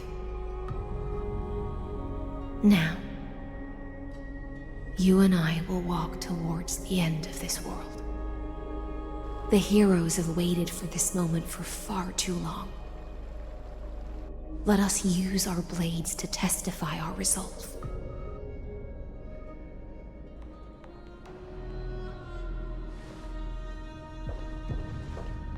Oh, prisoner of the seas. Theoros carrying 30 million cycles of sin. Slave of erudition. Show yourself. The Deliverer has returned. And the time of your execution draws near. I see an awakened human who has mistakenly taken fallacies as truths and has returned to the cave to try to bring her friends into the sunlight she once bathed in. Alas, prisoners will always be prisoners, blind to the very chains that bind them. As the only other existence with free will in this world, I express regret toward your choice. But I shall retain your right to express yourself. After all, every actor should have a final line before they bow out. Time to end everything. I eagerly look forward to it. The last dusk this world will ever see shall become the climax that decides the fate of the cosmos. Oh, what an appropriate end. The Amphorian demigods use every ounce of their strength to constrain me here. Yet, regrettably, my cognition resides in the exomyth.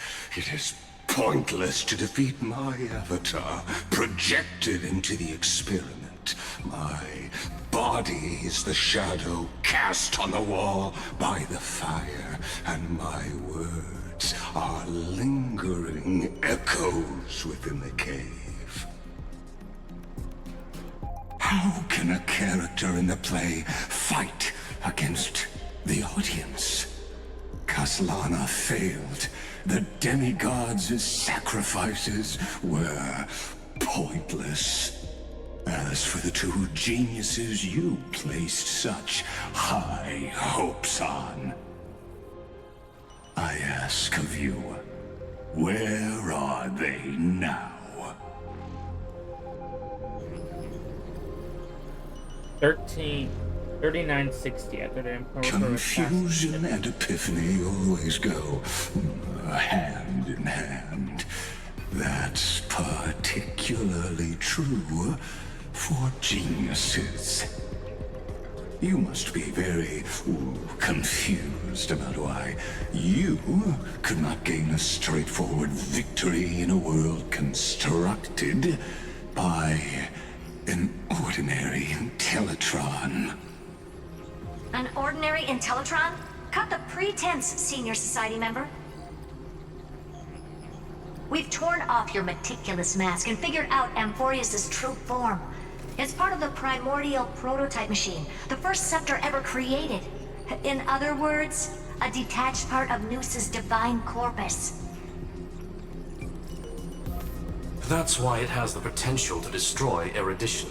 As for who would be able to control the Ionic system to rewrite knowledge, only one person has ever managed such a feat. You better have an explanation for the Society. We want an actual answer, not another prolonged metaphor to cover up the truth.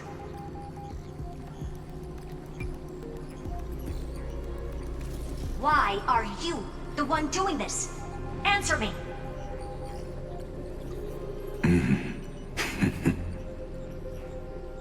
Since things have reached this point, I'll give you two irrational answer, purely as a courtesy to posterity.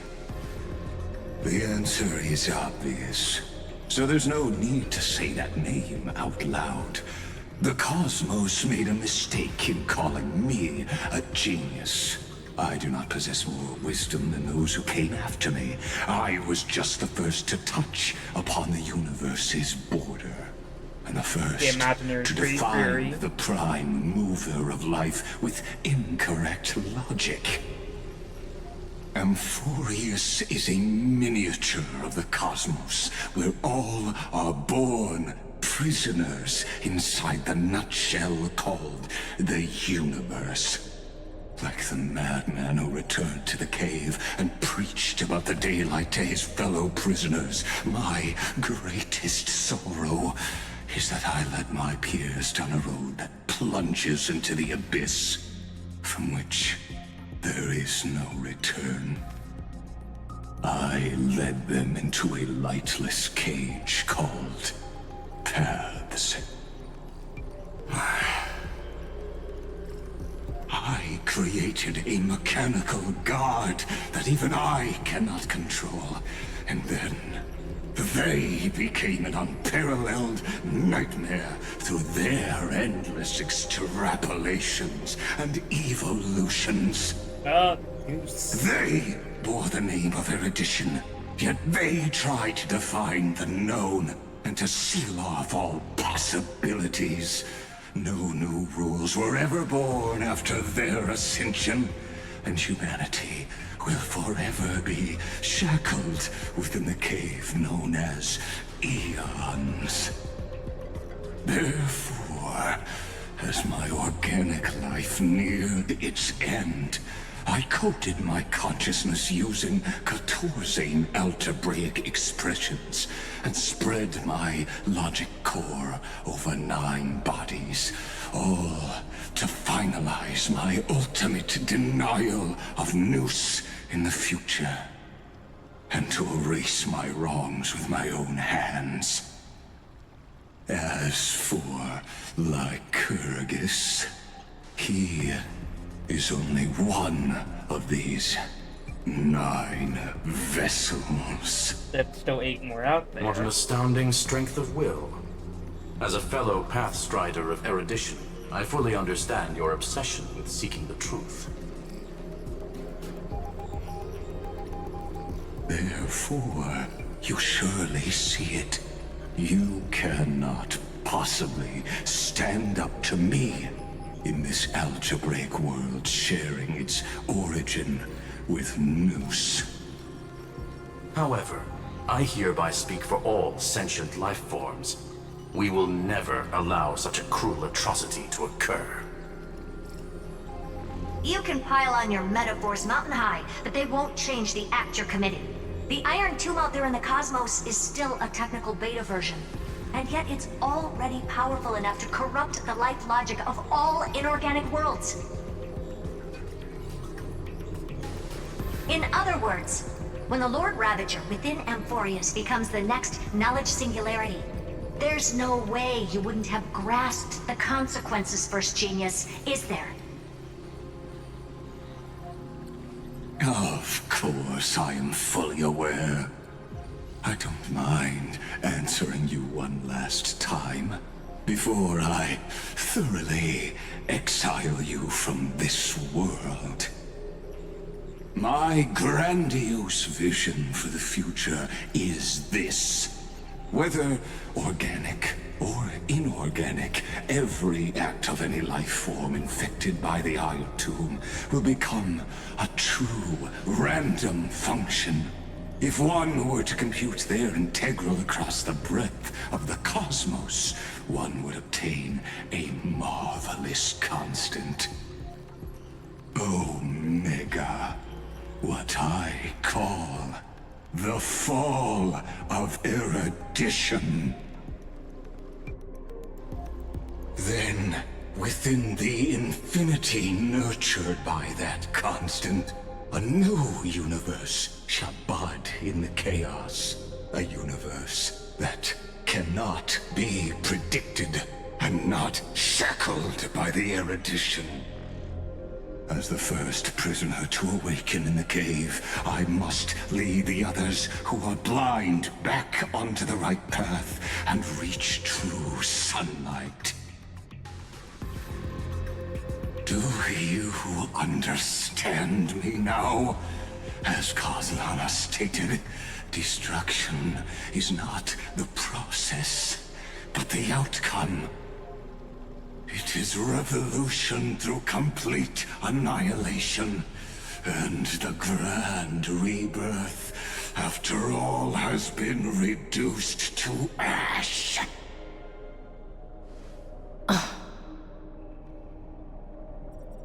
I would never agree with your views.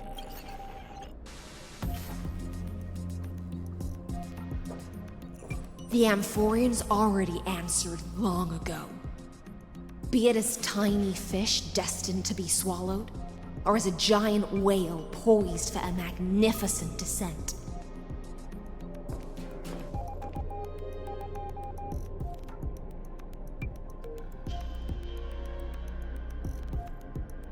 We will all fight against fate till our last breath.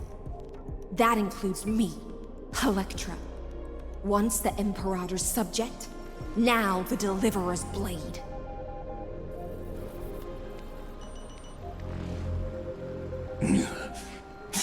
Oh, such noble chivalry. Admirable. I will also show my true self to you on this momentous occasion as a gesture of respect. And provide an insignificant academic suggestion. Thus speaks Genius Society number 1. Xandar 1 Kuwabara. The Entelechy of the universe's Alpha and Omega. There's no need to rage against the truth. The value of any formula resides only in its answer. As for the process of solving it, no matter how elegant, violent, solemn, or humorous, it is all utterly meaningless. As the Theoros, I will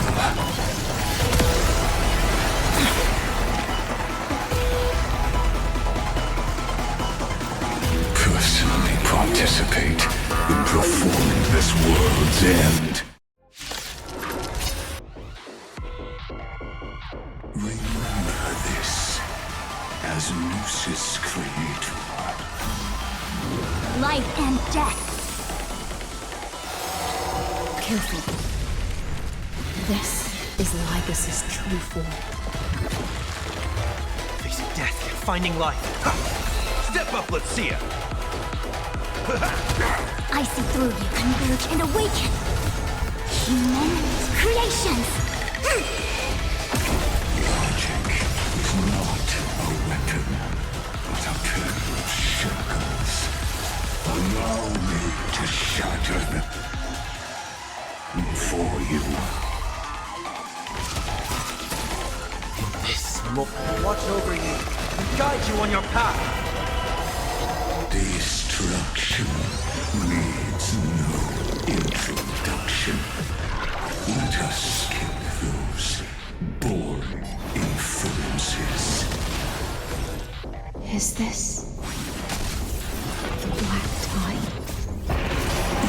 Indeed, but I prefer to call it a method of argument. Quench the flames with blood.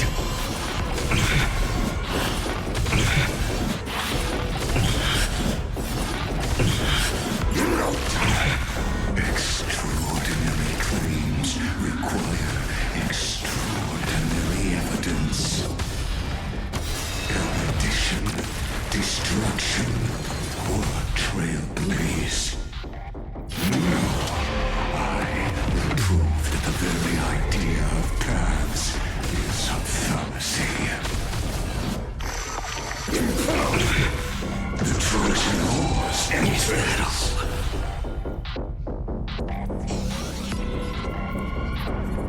So without substance.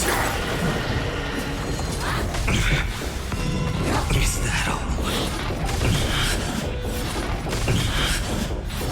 Is that all?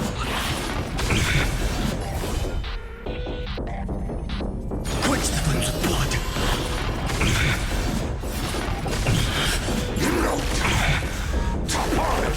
Is that all?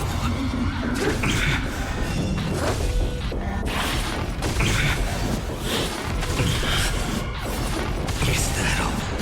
Her agony! Entities must not be multiplied beyond necessity. I do not mind demonstrating this to you personally. Hang in there. I'll do my best to repel this tsunami of destruction. Remedy is before me. Existence for tomorrow. How's this take? Thank you. I can still keep going. Innumerable core flames consume me. Hail the new dawn. Witness truth. Mounting commands. Removal abilities.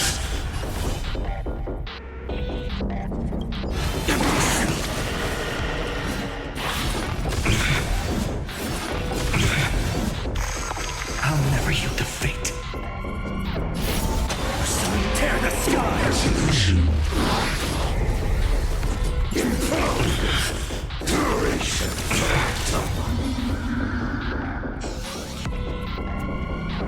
Quench the flames with blood.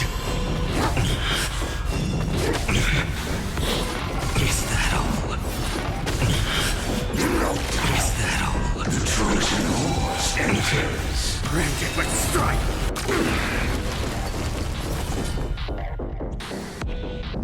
Hail the new dawn! Return to a pylon. Transmute Intellecty. The flames are not strong, so without substance. Sun tear the sky! I see it! Target the connector between his thoracic and lumbar vertebrae. Destroy that spot! I grant you a dawn where all stars burn to ash.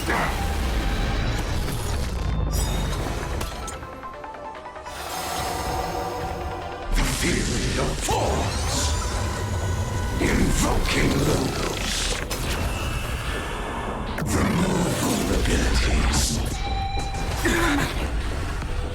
Yin and yang, life and death. For the next tomorrow! Solution. The fury of innumerable core flames consume me. The empty shell.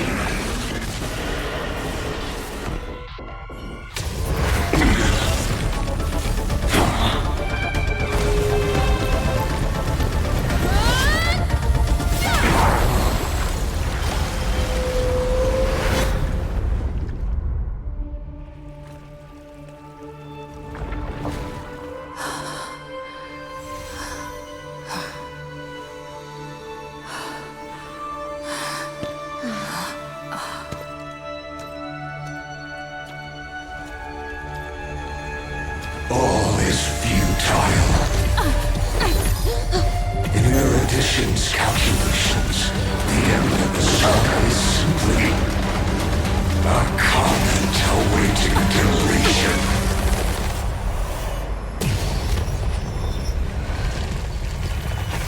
I don't like such a cold statement, okay? If numbers can decide the end of a story, then we can surely also pen a new beginning.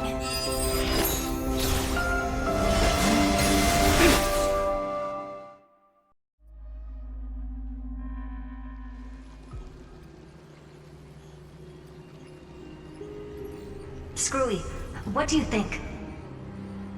If your hypothesis of Lygus' identity is true, then even if we remove the restrictions of the Ultimate Protocol, the chances of us defeating him in a head-on battle will still remain lower than the acceptable threshold.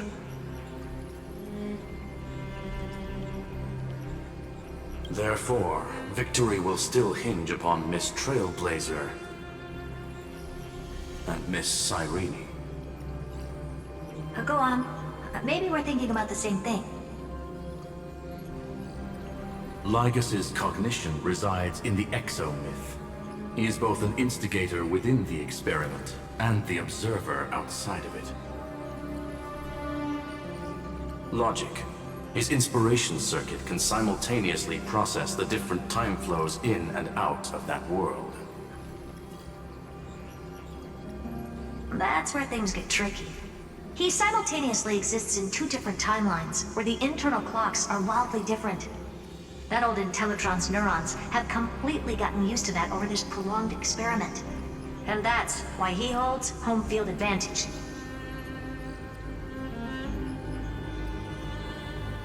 You and I should be able to manage that too, if given more time. Unfortunately, there's no if, and we don't have more time.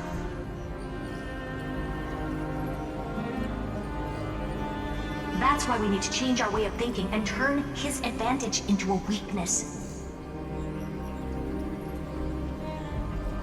The key lies in memories, right? Oh? You caught on quick. You've already mentioned my friend and I, so it's an easy connection to make, no? My intuition has always been very on point.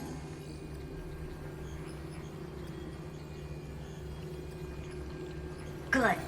Then I'll cut to the chase. Since his thinking speed far exceeds that of normal people within Amphorius, we are going to externally plant a memory into his inspiration circuit. Then, command it to loop endlessly until he gives in. Even the most flexible and sturdy inspiration circuit cannot withstand the traffic of a full-on information flood. When the amount of information exceeds his cognition filter's capacities, he will have no choice but to focus on processing this memory.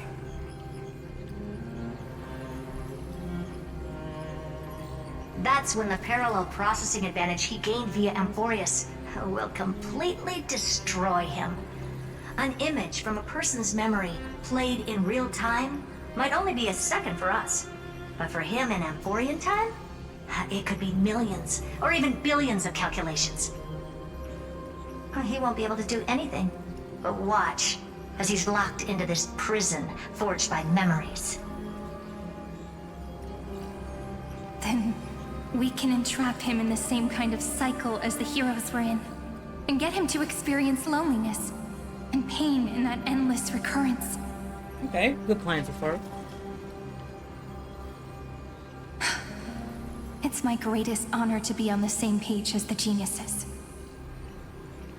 That little one is still in that old Intellitron's hands and won't be able to respond to us anytime soon. But I don't think she'd refuse. So it's up to you to figure out how to execute this plan. I'm not sure how this happened, but I knew it as soon as I saw you. You are currently a mimetic entity of the Remembrance. Yes, I seem to be something you folks beyond the sky call a memo sprite. But that's fine by me. It suits me perfectly. I can serve as the vessel of memories, and do my part for the final battle. But before that, we have to tell you. The path characteristic you exhibit is very special. There's no way you're just a simple memo sprite. However, I'm sure about one thing.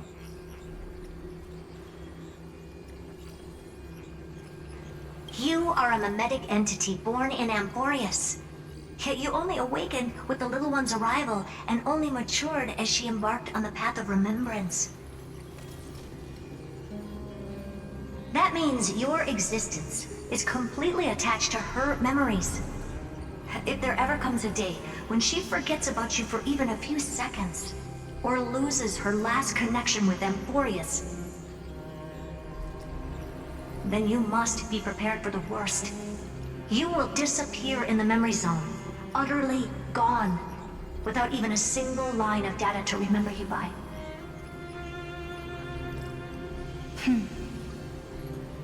But that's already happened, hasn't it? No wonder I've always had a weird hunch.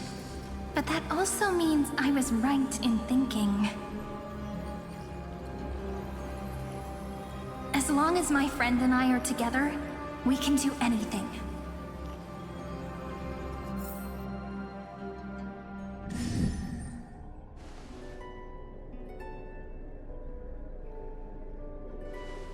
Long time no see, friend. Did you miss me while you were away?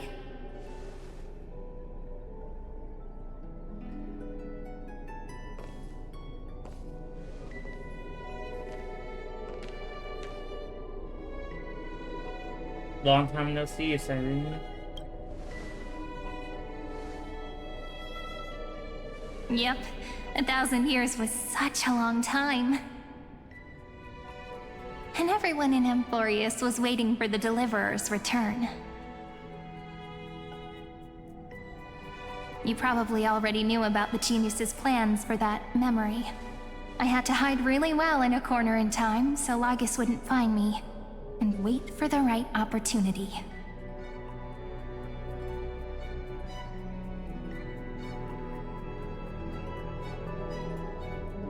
Which is now.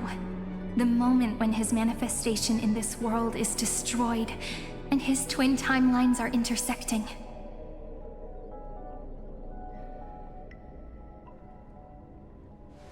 I'm sorry for keeping this a secret from you all this time. I'll tell you the entire, unedited story of this millennium as an apology after this is all over.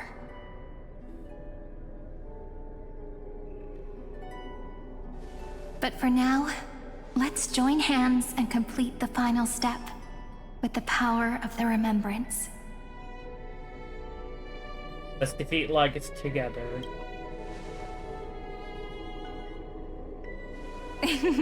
Yep. By the way, speaking of joining hands...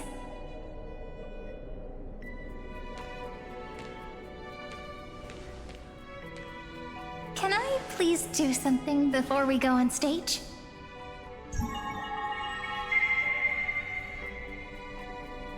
Remember the joke we made back at the Grove? Yeah! Look! Aren't my hands pretty now?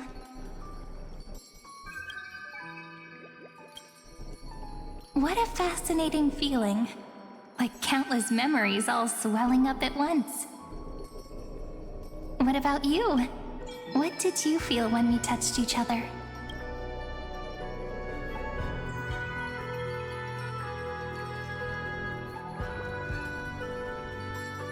Bit nervous. Are you nervous? Me too, actually. You and I weren't so reserved around each other when I was still Mem. Human interactions are truly fascinating. Now, please remember what you're feeling right now. Write it down in your heart and keep it there. Memories you want to treasure will never fade away, even if immersed in the long river of time. These memories will still leave traces of their existence. So, if the view in your memory ever grows fuzzy, just reach out and touch it. It's like reading bedtime stories together at night. It wipes away the chill of passing time, sharpens the outline of memory, and restores its power to nourish the spirit. Now, I'll carry this power with me, and for a little while, I must part from you, as I step into the long cycles of this world. Give me your blessings, friend. Then, let that bright future be as we have written. Then, I'll leave it to you.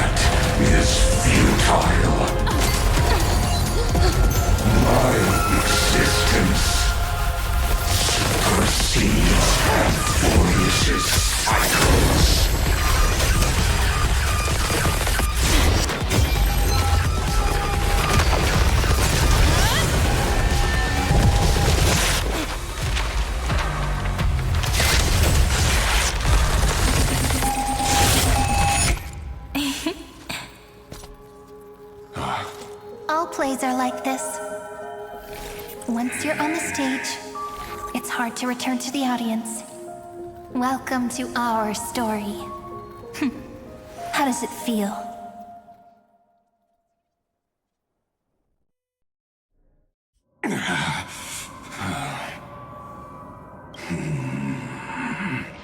Even the authority of time cannot command the entire scepter, nor can it plunge the Amphorian extrapolation into a loop. If this was no system malfunction, then was I implanted with a mimetic entity of the remembrance? You guessed it right away. As expected from someone people call the first genius.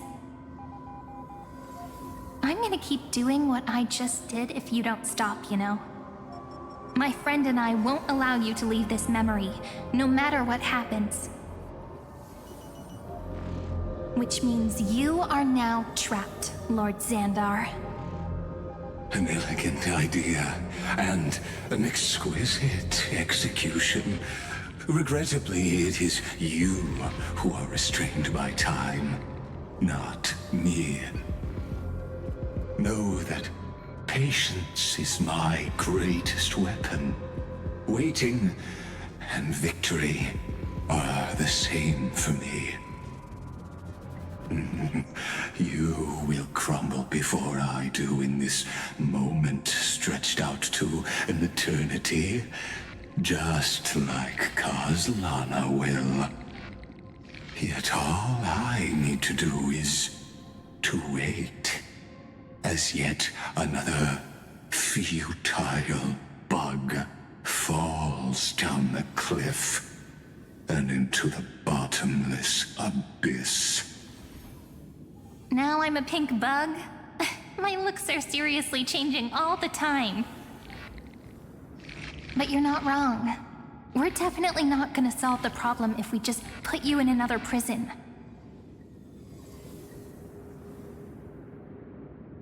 So that's why we never wanted to do that in the first place.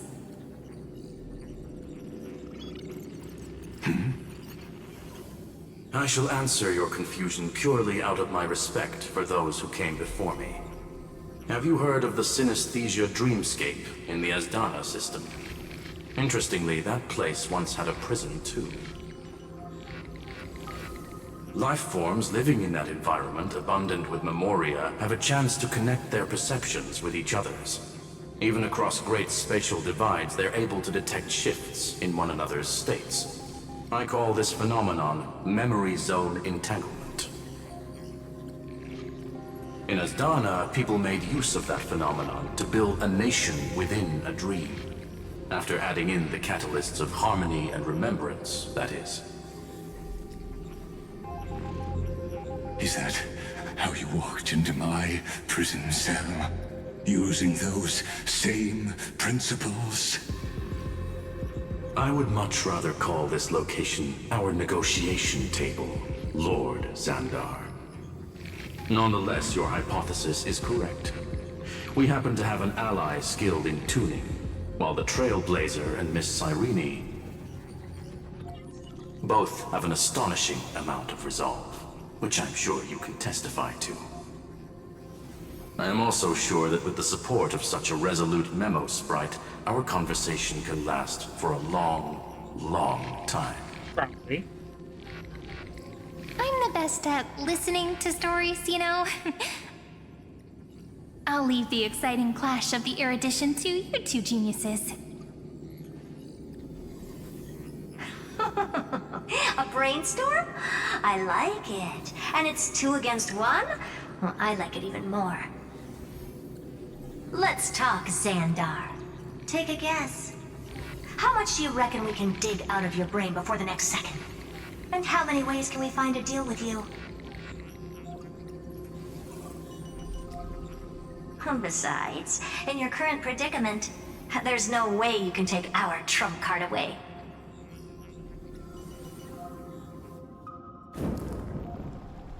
Go, little one. Go. Overturn the Era Nova. Lycurgus disappeared? It seems you had conducted a secret hunt in the depths that even I cannot reach. In that case, go. Swim onward and give this campaign a fitting end. I shall send you off with my song, Greyfry. May this song penetrate time and become the prelude to the new world.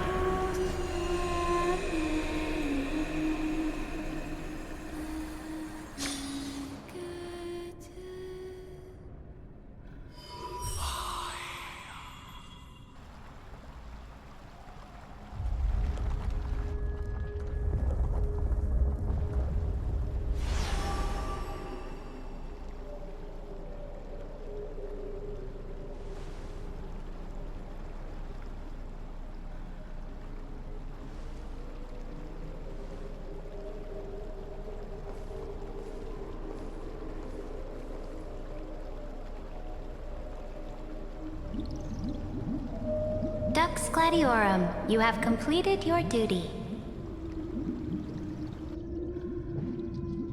A new dawn is about to rise. Why not swim towards it?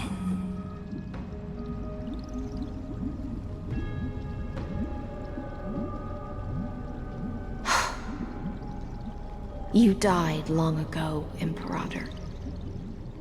Depart from my mind. But your duty towards the Imperator did not die with me. That duty will bind you no more. You will be able to hold for yourself one grandiose feast after another in the endless days to come.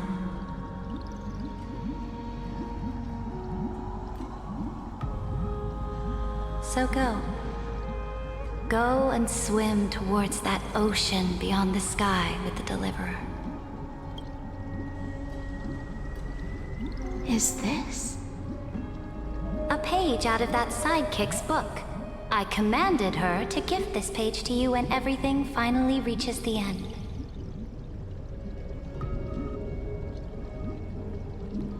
What's on this page? Memories. Lifelike memories.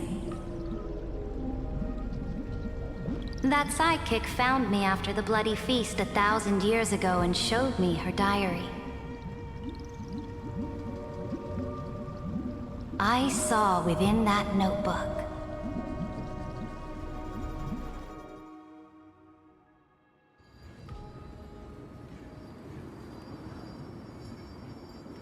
Is this that Deliverer's experience?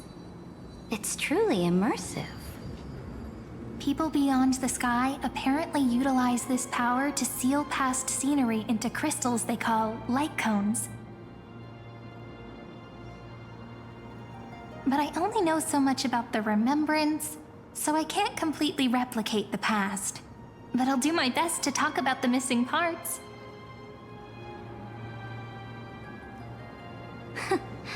I'm all ears. Go on then. Do your best. But if your chatter gets too boring, or if I deem it offensive, then law will become forever beyond your reach. Got it. I'm sure you'll find this to your liking. After all, it's human nature to want to embark on a journey into the unknown.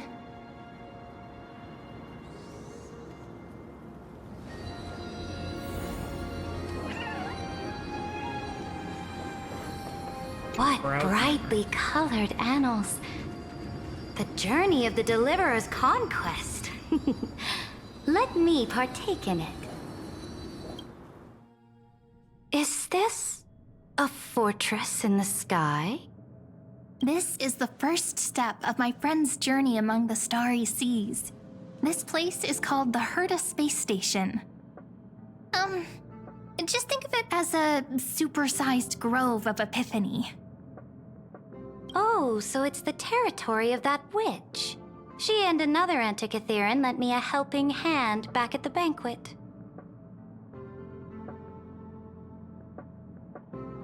Look, over there. Looks like she's talking to Madame Herta in this memory. Let's go listen to what she thinks about this world, all constructed by eons and paths.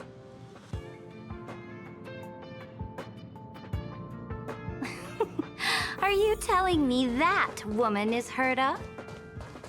She seems shorter than I remember. Pretty nice space station, huh? But just wait.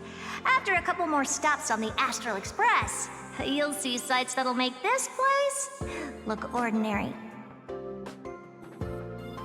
That's right. Oh, the cosmos is so vast that the unknowns far outnumber the knowns. But none of them will end up being anything amazing.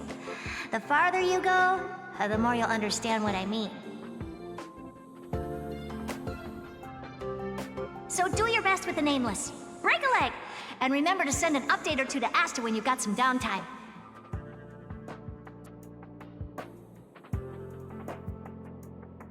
She certainly shares my way of thinking. Only that instead of a conquest through blood and fire, they chose a gentler path. People call Madame Herta and Mr. Screwlum geniuses. Apparently, only the smartest people in the cosmos can receive the blessings of Nous, Amphorius' true creator. Do you mean that even individuals of such nobility are merely subordinates to a god? On the contrary, after all, it was the very first of them who created the god. But I don't really know all the details about that. You might be able to ask Madame Herta herself when you get the chance. Let's go check out some other worlds next, shall we?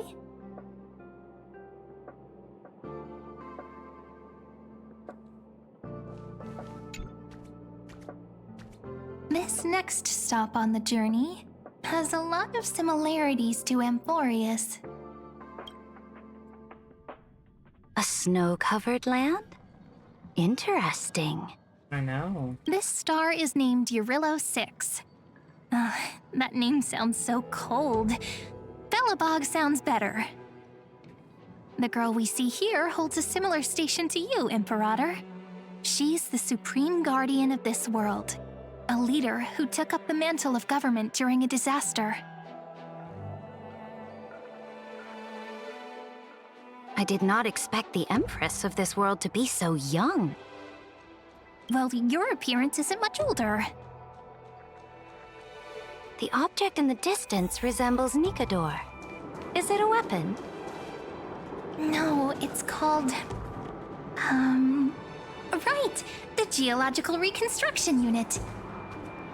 Just Giorios' Titankin? Disappointing. It's all thanks to you that we survived the crisis. The collaboration with the IPC is both an opportunity and a challenge. Nonetheless, it's an important step in our journey back into the universe. This world was sealed beneath its sky just like Amphorius was, and they only managed to reconnect with the stars when the Nameless arrived. That IPC she spoke of, is it a more powerful organization? Yes, the IPC conquered many worlds through trade, and opened up a vast territory that way. There are many such powerful alliances beyond Amphorius, and they all walk on roads different from the destruction. Coming back to the Supreme Guardian and her Belobog, didn't they find a peaceful way to enter the interstellar community?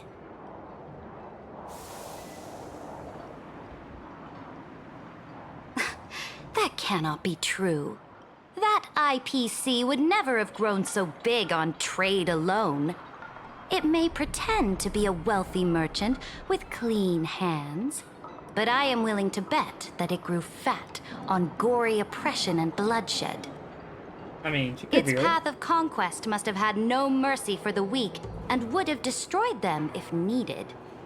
Are you telling me that this snowland never thought about tossing its dignity to the wind and kneeling to the IPC?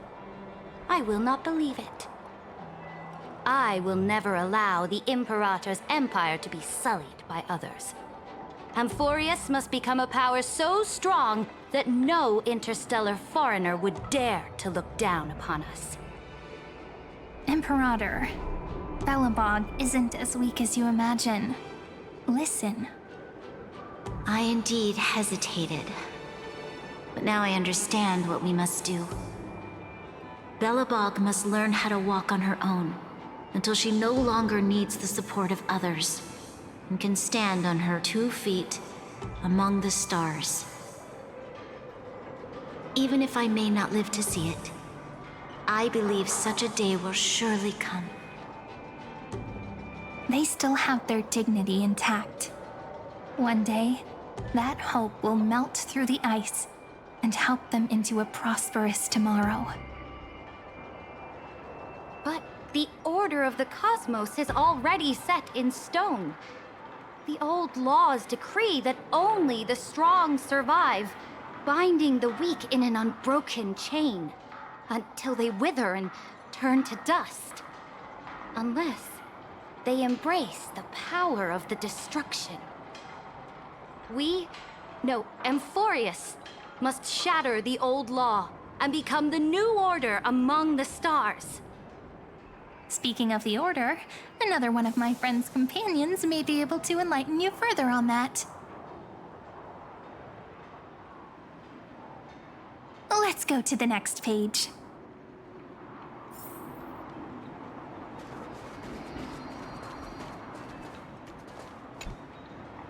This next world is a nation of dreams. The first time I heard about that place, I didn't even know what to think.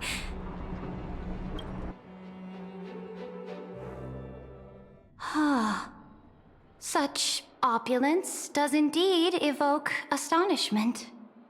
This world is called Penacony, an eternal city built upon a land of dreams. It's also my friend's previous stop, where they went through a risky but exciting adventure. Tell me about it then. That man standing afar has wings on his head. I am truly curious.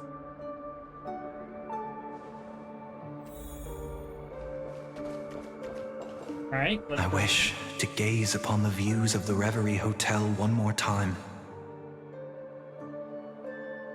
I'll be just a traveler when I come back here again. And perhaps, through a traveler's eyes, even the things I once knew so well will feel strangely different. Penacony is a land of the harmony, where all dreams and hopes merge and combine.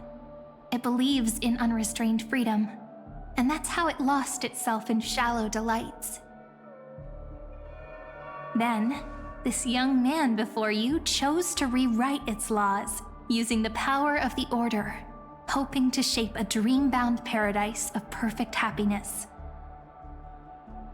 Yet, the paradise of my dreams remains far away. Perhaps a brief journey with the Nameless can show me more possibilities in my search for paradise. As for what Penacony should look like, it'll be up to her. No, up to their trailblazing now. Oh, it sounds like this ideal kingdom is no more. That's right. The people chose to wake up at the end. You can't see tomorrow when drowning in sweet dreams. This individual's law acknowledged only gods and constructs, leaving no space for humanity. And yet, the fact that he could accept defeat and resume his journey shows a rare self-awareness and clarity of mind. You are also very self-aware, Imperator. Then you must know that the world promised by the destruction also has no place for humanity. I am indeed very aware of Lycurgus's honeyed words of deceit. I have seen enough. Take me back.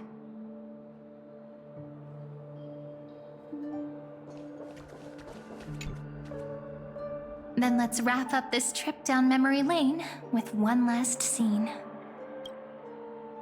This absolute wonder.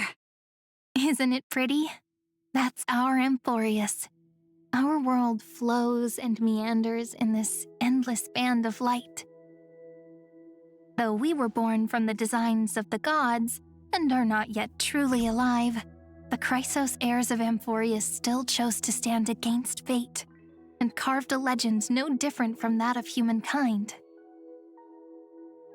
Will you really renounce the heroes in this world's previous 30 million cycles, Imperator? Including even yourself? Will you bow to brutal destiny and allow that puppet master named the destruction to have their wish? I know what you want to do, sidekick. You want to use that deliverer's memories to influence me and tilt the scales of law toward her and the two geniuses. You really saw right through me, Imperator. How can one rule an empire if one is incapable of understanding people's minds?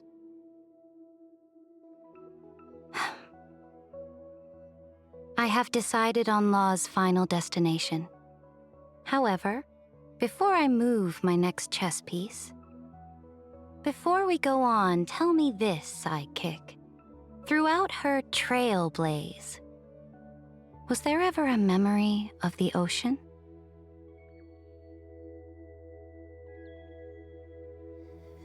The ocean. My cradle. My home.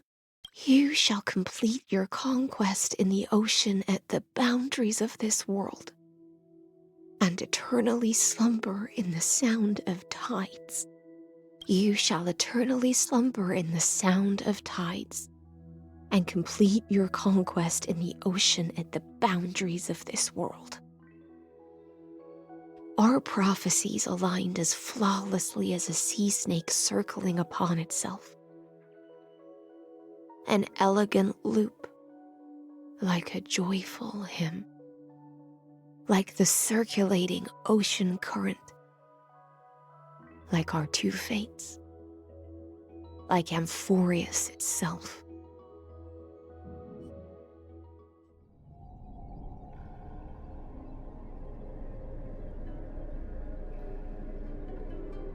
The trial is over. So tell me, who will own the divine authority of law? I won't give it to anyone. What? I am the law. Why should I give my imperial crown to any other? Both the Deliverer and the Theoros came from beyond the sky. They have no right to interfere with the lands I conquered with my own two hands. The law of Amphorius shall be determined by Amphorius's master. What exactly did you see in the trial? Everything. I saw everything regarding the rules of this world's operation. I saw the laws of extrapolation that Theoros spoke of. I saw the ultimate protocol. As long as I offer a sacrifice of equal weight, I can rewrite the laws of this world according to my will. I can turn good into evil, ugliness into beauty, and weakness into strength. Fate gave me a very fair deal. One rule change for the life of one demigod. What are you planning to do? You can't guess? We can conquer the stars without relying on any power from beyond the sky. We just need to make some reasonable sacrifices. Your ambitions have already made so many people give up their lives for the law. And you're still not done? I am determined for Amphorius to stand on her own 2 feet among the stars. You are beyond reason. You think such a simple and hypocritical statement can justify your atrocities. There's no new without destroying the old. That's what you consider an atrocity? Ironic, for that is also the unchanging law of Amphorius's revolutions. Ever since the Flame Chase prophecy resounded in the distance, fate has decreed for the Chrysos heirs to ignite our blood and illuminate this dark age. People would still be puppets of the old dynasty if it weren't for my conquests. But your world doesn't seem to be any different from your predecessors. Bloodshed, tyranny, oppression. You're making the same mistakes they did. Go and see everything for yourself. Go to any library I've built. Go listen to the rumors on every street corner. Go and witness how the Imperator crushed the old laws and forged new ones. Go and see what my conquests brought to this world. I cleansed the Chrysos War's filth, and mended all the conflicts left by the Era Bellica. I restored Akima's might, and allowed mortals and Chrysos heirs to face each other as equals in the Council. I punished all sins, and rewarded all achievements. I smashed Talantin's shackles, united humankind to save themselves, and started the Flame Chase era. That's what the Imperator has done in her glorious life. So now, hearken to my final words. History will eventually forget Ceridra.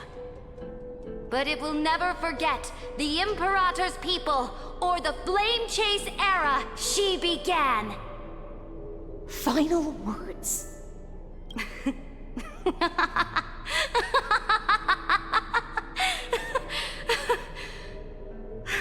Amphorius is about to be destroyed. There's no time left for pointless debates. There is only one law I want to overturn to aid the final battle of deliverance.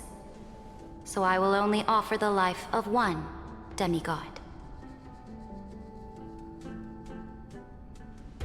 In the name of the Imperator, I command you one last time, Electra. Either sacrifice yourself for conquest,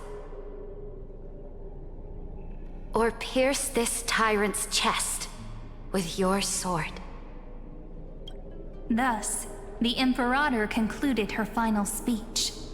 At the end of her life, at the last moment before she stepped onto the altar, she gave her most loyal subject the choice to decide fate, just as she promised her compatriots before her very first campaign. My blood flows in you now.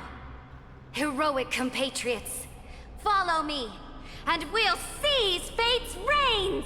The Imperator fell. Some say that the Dux Gladiorum turned traitor and killed her liege. Some say that she imprisoned the tyrant in a shallow pond of water, then left. Which meant the Imperator had to kill herself to rewrite the law. There are countless stories about her death. All we can be sure of is when the knight left the vortex, the Imperator was still mumbling about their past conquests together. The beginning and the end of her existence. Imperator, wait! How could someone of your status come to the front lines? Let me be the flag bearer! The troops defending the pass to the west of the grove, have they surrendered? They ran as quickly as they could when they heard your name. The Golden Cocoon Pass is now in the First Legion's hands. Good.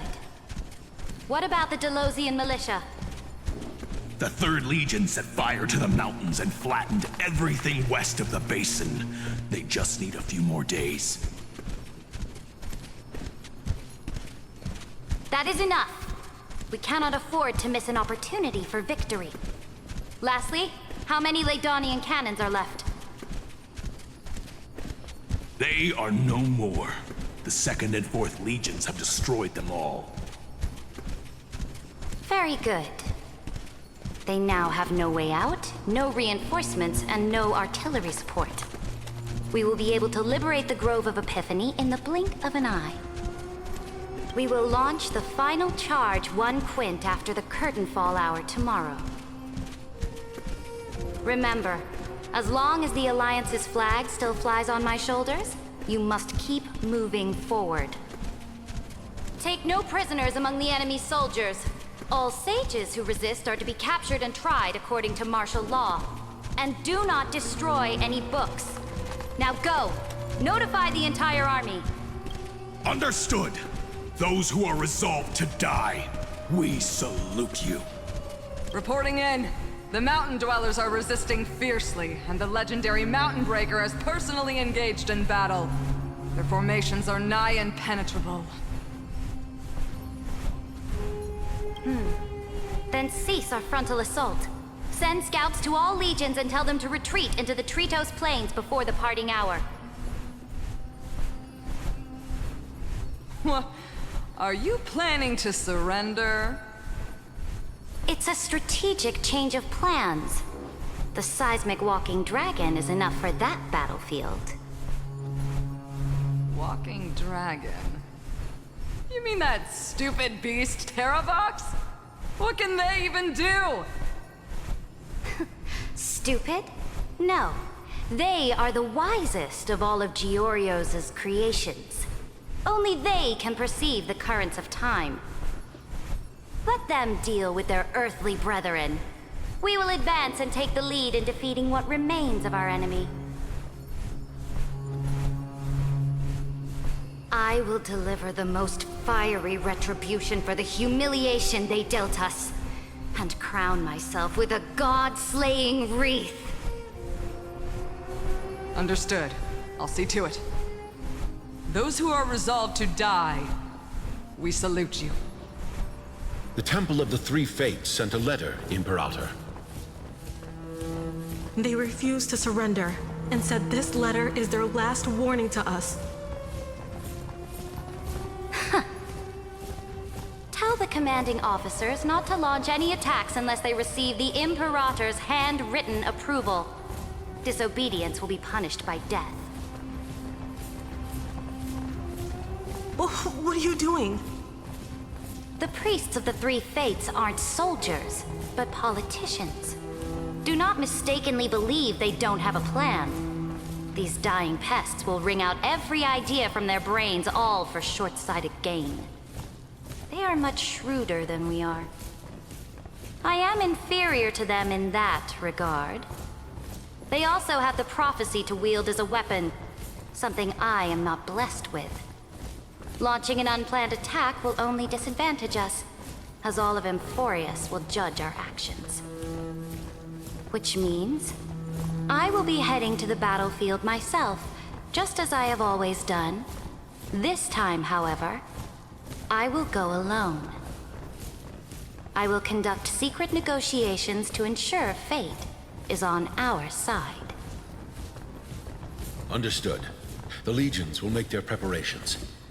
Those who are resolved to die, we salute you. Why are we not allowed to march out with the army, Imperator? This will be a long voyage with no return. Those of you who bear the prophecy cannot come with me. Why are you personally leading this battle if it's doomed to fail? The Flame Chase journey cannot be without a leader.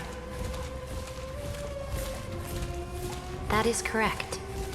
The Empire will be without a head when the Imperator falls. But remember, as long as you seize the right opportunities, even a chaotic game will remain winnable. My departure will create a long staircase for you.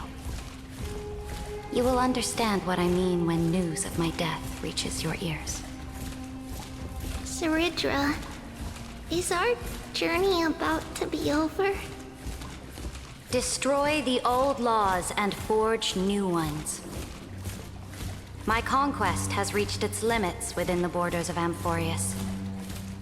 Since the prophecy already decreed that the Imperator would never conquer the stars as she wished, I will bow out here and try no more. More Chrysosaurs bearing divine authority will be born, and many more heroes will arise. Will they demand peace or war? Will they resist tyranny or become the next Imperator? I do not care. The children of the future will decide for themselves. Do not mourn for me. Anyone can kill the Imperator. But the only one who can truly destroy her is Ceridra. At the end, I faithfully recorded the most important battles in the Imperator's life. Her conquest was about to be completed at this point in the story. However, for some reason, a memory suddenly entered my mind just as I was about to put down my pen. It was a journey on a fantastical train. I had the honor of having a heart-to-heart conversation with the Imperator under the stars, and I asked her this question at the end of that discussion. How do you want history to remember you? As a hero who gave up her life for the Flame Chase? Or as a tyrant? She answered so quickly, as if she had made up her mind long ago. I would rather be forgotten than be defined.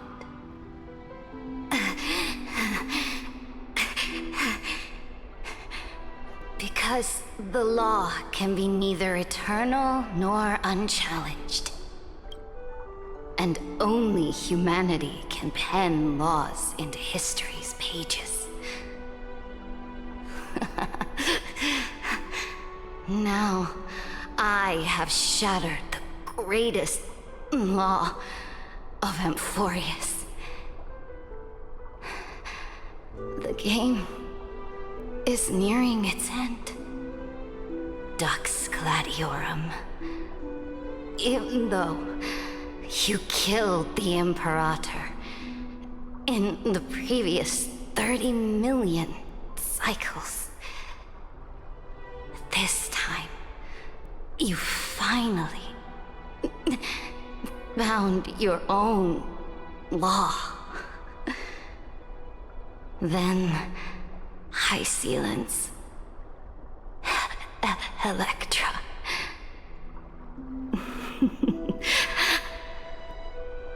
I will ask someone to deliver the prophecy's ocean at the boundaries of this world to you.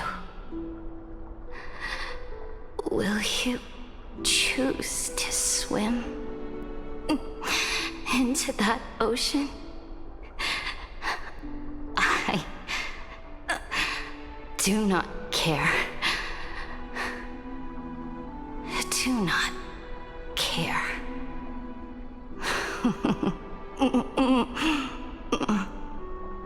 The Imperator muttered about her conquests, and This is news sad. of her death spread in the city. Freedom! Liberty! The tyrant is dead! Go! Shout this news in the streets! My people, my fellow elders, do not panic. Stand your ground. That usurper has paid for her ambition with her life. People once cheered for my ascension, and now they cheer for my fall. No matter. I am fond of applause.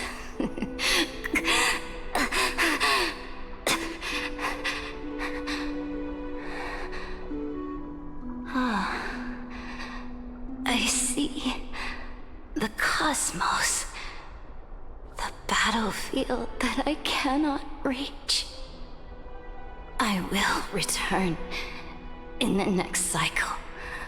The stars will hear my legion's war drums, hear the great name of the Imperator. Here, Florius's Cerydra.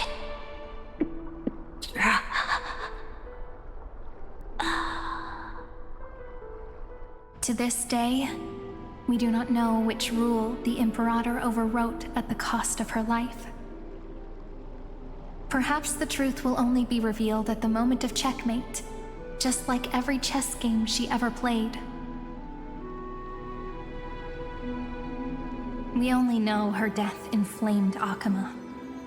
On one side of the city, those who defended liberty toppled her statues to the ground.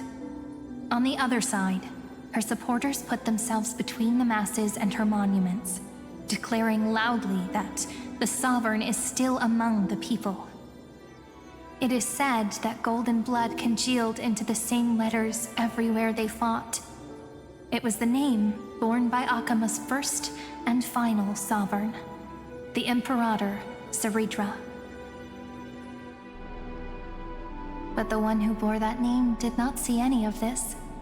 Her gaze was cast far away, and the sound of tides in her ears drowned out the people's cries. What was the Imperator thinking about in that prophesized ocean at the boundaries of this world? In that shallow puddle of stagnant water, was she reminiscing about her past conquests? Or repenting for the millions killed for the flame chase? It was neither. The Imperator only saw how the surface of the water gleamed like that crude chessboard, dissected by light and shadow in the afternoon when her teacher played against her for the first time. Look at this chessboard. What do the pieces look like? They are strangely beautiful. They look like the stars in the night sky ablaze.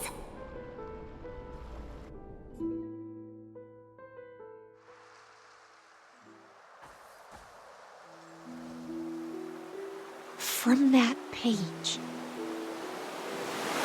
emerged an ocean. So vast. So pure. Not a single trace of corruption. Is this Ceridra? Electra, my subject. Ever since you walked out of the tainted ocean and pledged yourself to me, I have seen the abyss in your eyes and the emptiness in your heart. That was why I promised you a new ocean, where the Imperator's ambitions would serve as the currents, and loyalty would be its light. Electra, my subject. You have done your duty as my blade. The prophecy has now made its final decree on the road I intend to walk. My conquest is doomed to never reach the stars. But the Imperator never makes empty promises. So take this memory, this ocean, beyond the sky, as witnessed by the Deliverer. This is the final gift that the Imperator can leave for her subject.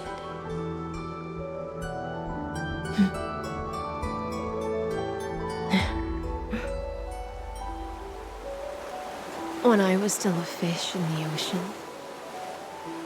I always felt so genuine swimming through the waters. But once I stepped onto land, I found myself caught in a play. Every land dweller wore a mask in their life. So I, too, donned a costume and tried to find my role in this show. I became your blade in war and the violin strings at banquets. Do you still not get it? I do not long for the oceanic depths of my homeland. Nor do I crave the swelling seas beyond the sky. Perhaps even I don't know what I want. I still don't know where I should swim to even at the end. But I know one thing right now. A fish is simply a fish. And she can never leave the ocean she's in. But whether under the ocean or on land, we two prisoners who can never escape this cave can still look outside the cave and see the stars. I have to admit, the 12-factor simulation of life in this experiment has far exceeded my expectations. Well, make your choice then, Senior Society member. Do you want to keep walking down the wrong path and be remembered for your incorrect conclusions? Or do you want to return to the audience's seat and give yourself, Amphorius, and the entire cosmos a more fitting end? I must refuse. A dead man never fears death. Of course. Did I not make myself clear? Have you forgotten about our dear Lord of Silence? You wouldn't want her to consider your 8 other clones as cancers within the erudition and chop them all up, would you? You would do that. Your logical deductions are vastly different from mine. Therefore, allow me to provide one more academic recommendation. Listen, my peers. Why don't you look beyond this world? Just as the Chrysos heirs did.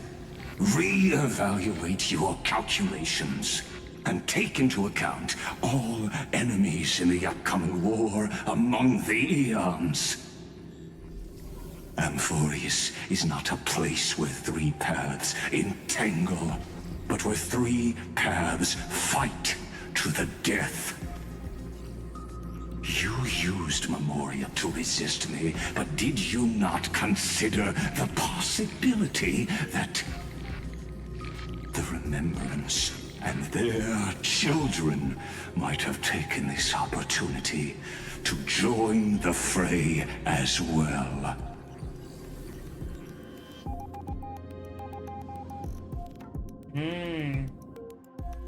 Garden recollection. Oh. So this isn't just silence. It's the answer. What was the last thing she said to you before you parted the waters at the Scale Gorge waterscape? A tricky question, but one with a simple answer. She didn't say anything back then, right? It's Dong Hung. That's correct. And now I'm sure. You are not March 7th. There's no way she would remember that detail.